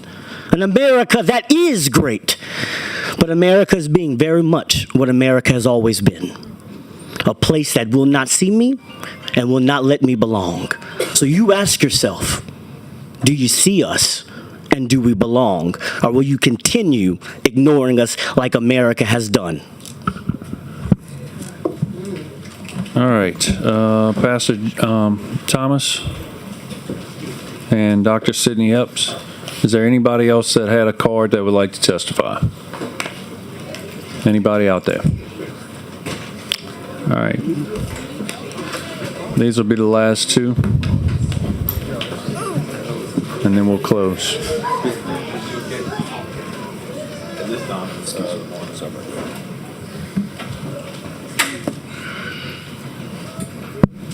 You're good. Dr. Epps will take you first. I do have a white card, correct? So I get to ask questions. You have a. Are you for the bill or are you against it? I have questions. You can't ask questions. Okay. Well, my statement was focused on the representation by the state. Hold on. Please state your name for the record. Dr. Sidney Epps. All right. Then my time starts? All right. Yes. Okay. So I have these numbers. I have 36.5% Democratic, 35.6% Republican, 27.9% Independent or other. Why do we not have a 2-2-2 as a option? Why is a 3-3 not an option? I'm confused about this because if we're talking about equal representation and you believe that you can win, then these numbers should be spread correctly. And that can happen. We can have maps where there's 3 3s, We can have maps that are 2-2-2, where you would be guaranteed 2 districts, where Democrats would be guaranteed 2 districts, and then there would be competition with the other 2. Why can't that happen? I'm very confused about that. My other question that I'm going to put into this statement is that what is the Voting Rights Act for in the first place? What did it exist to do? We had literacy tests, right? If we actually look at these maps and start breaking it down by educational level, I wonder what that would look like. I wonder what it would look like when we start looking at these maps and looking at occupational level, when we look at the income level of the families that are distributed throughout these maps as well. And actually tying that to the turnout and voter sentiment when it comes to getting their needs fulfilled, when it comes to all poor people, when it comes to all working class people. Another part of the Voting Rights Act is the grandfather clause. When you're talking about keeping or assuring that an incumbent gets to keep their seat, is that not a grandfather clause? Like, is that not you saying that you want to keep these same retired people over and over again without new competition, with maintaining ideologies for decades at a time? If we're looking at it from the standpoint of, people losing their homes, facing violence, trying to register to vote. When you're looking at these demographics, I don't care about race. I don't need to use that at all. All right. If I'm living in an area where I'm the poorest of that demographic, am I going to be represented when I'm not a homeowner? And homeowners tend to be more conservative. Am I going to be represented when we're discussing the instability of my occupation and my ability to get a social safety net when I need it? There's so many other dynamics of the Voting Rights Act that aren't being addressed when we look at Louisiana versus Cali. Let's see. I also wanted to discuss what happens when we merge high and low occupations, when we homogenize diverse groups when it comes to education, when areas are homeowner dominated versus balancing out renters and homeowners. Things to think about. There's more on the table than just this. That's crap. Thank you, Doctor. Thank you so much. Pastor Thomas III, state your name for the record, please. Good morning. My name is James Thomas III. I am from New Orleans East. Quite honestly, I'm here tonight. I'm here this morning because my senator is here. I wanted to leave a long time ago, but I realized being in this room that this is what a fight looks like. That this is what fighting looks like. This is my first time at the state capitol. This is my first time on this microphone because simply I did not care until I became a pastor. My heart changed for people. So I'm here tonight because I care about people. I've been here, this meeting has been about 9 hours now. And to me, I don't know much. I can't threaten y'all as much as I want to. I can't threaten you. I don't know enough to threaten you, but I do know I want to find out who these people are so I can get behind y'all and get some energy behind what y'all are here fighting for. It seems like to me we're just talking about lines, like lines on a map. Like I said, I don't know much, but looking at these lines determine who could vote. These lines determine who belong. These lines determine who could be heard and who could be counted. And I think what's the problem for a lot of us tonight is that we're feeling like it's not just about a map. It's my first time, so I don't have nothing. It feels like it's not just about a map. I'm hearing you telling me, let's do it without race. Let's not make it about race. And I want to believe you. I really want to believe you because I believe there are some great people in this world. But the outcome seems to end up right into the racial area. It seems as though once the changes were made, the possibilities opened up, the opportunities were taken, And it just looks like and feels like and seems like, let's get rid of the black voice. But it's not about race. It's not about race. No. It's not about race. Just long as we don't use the word race, but let's turn it into where there is just a particular race that has no voice, has no power, and has to be left with whoever they say we can pick from that's good for them. That just doesn't seem fair to me. Wow, that was a quick 3 minutes. That's 3 minutes? That was 3 minutes, Pastor. Well, I just want to simply say this. It's my first time. Thank y'all for allowing me to see and learn tonight what's what. And I promise you, from this day forward, I will care about voting, I will care about people, and I will care about results and not intentions. It's about impact. Thank you. Thank you, Pastor. All right, the board is clear. No more cards. Senator Morris, on you close.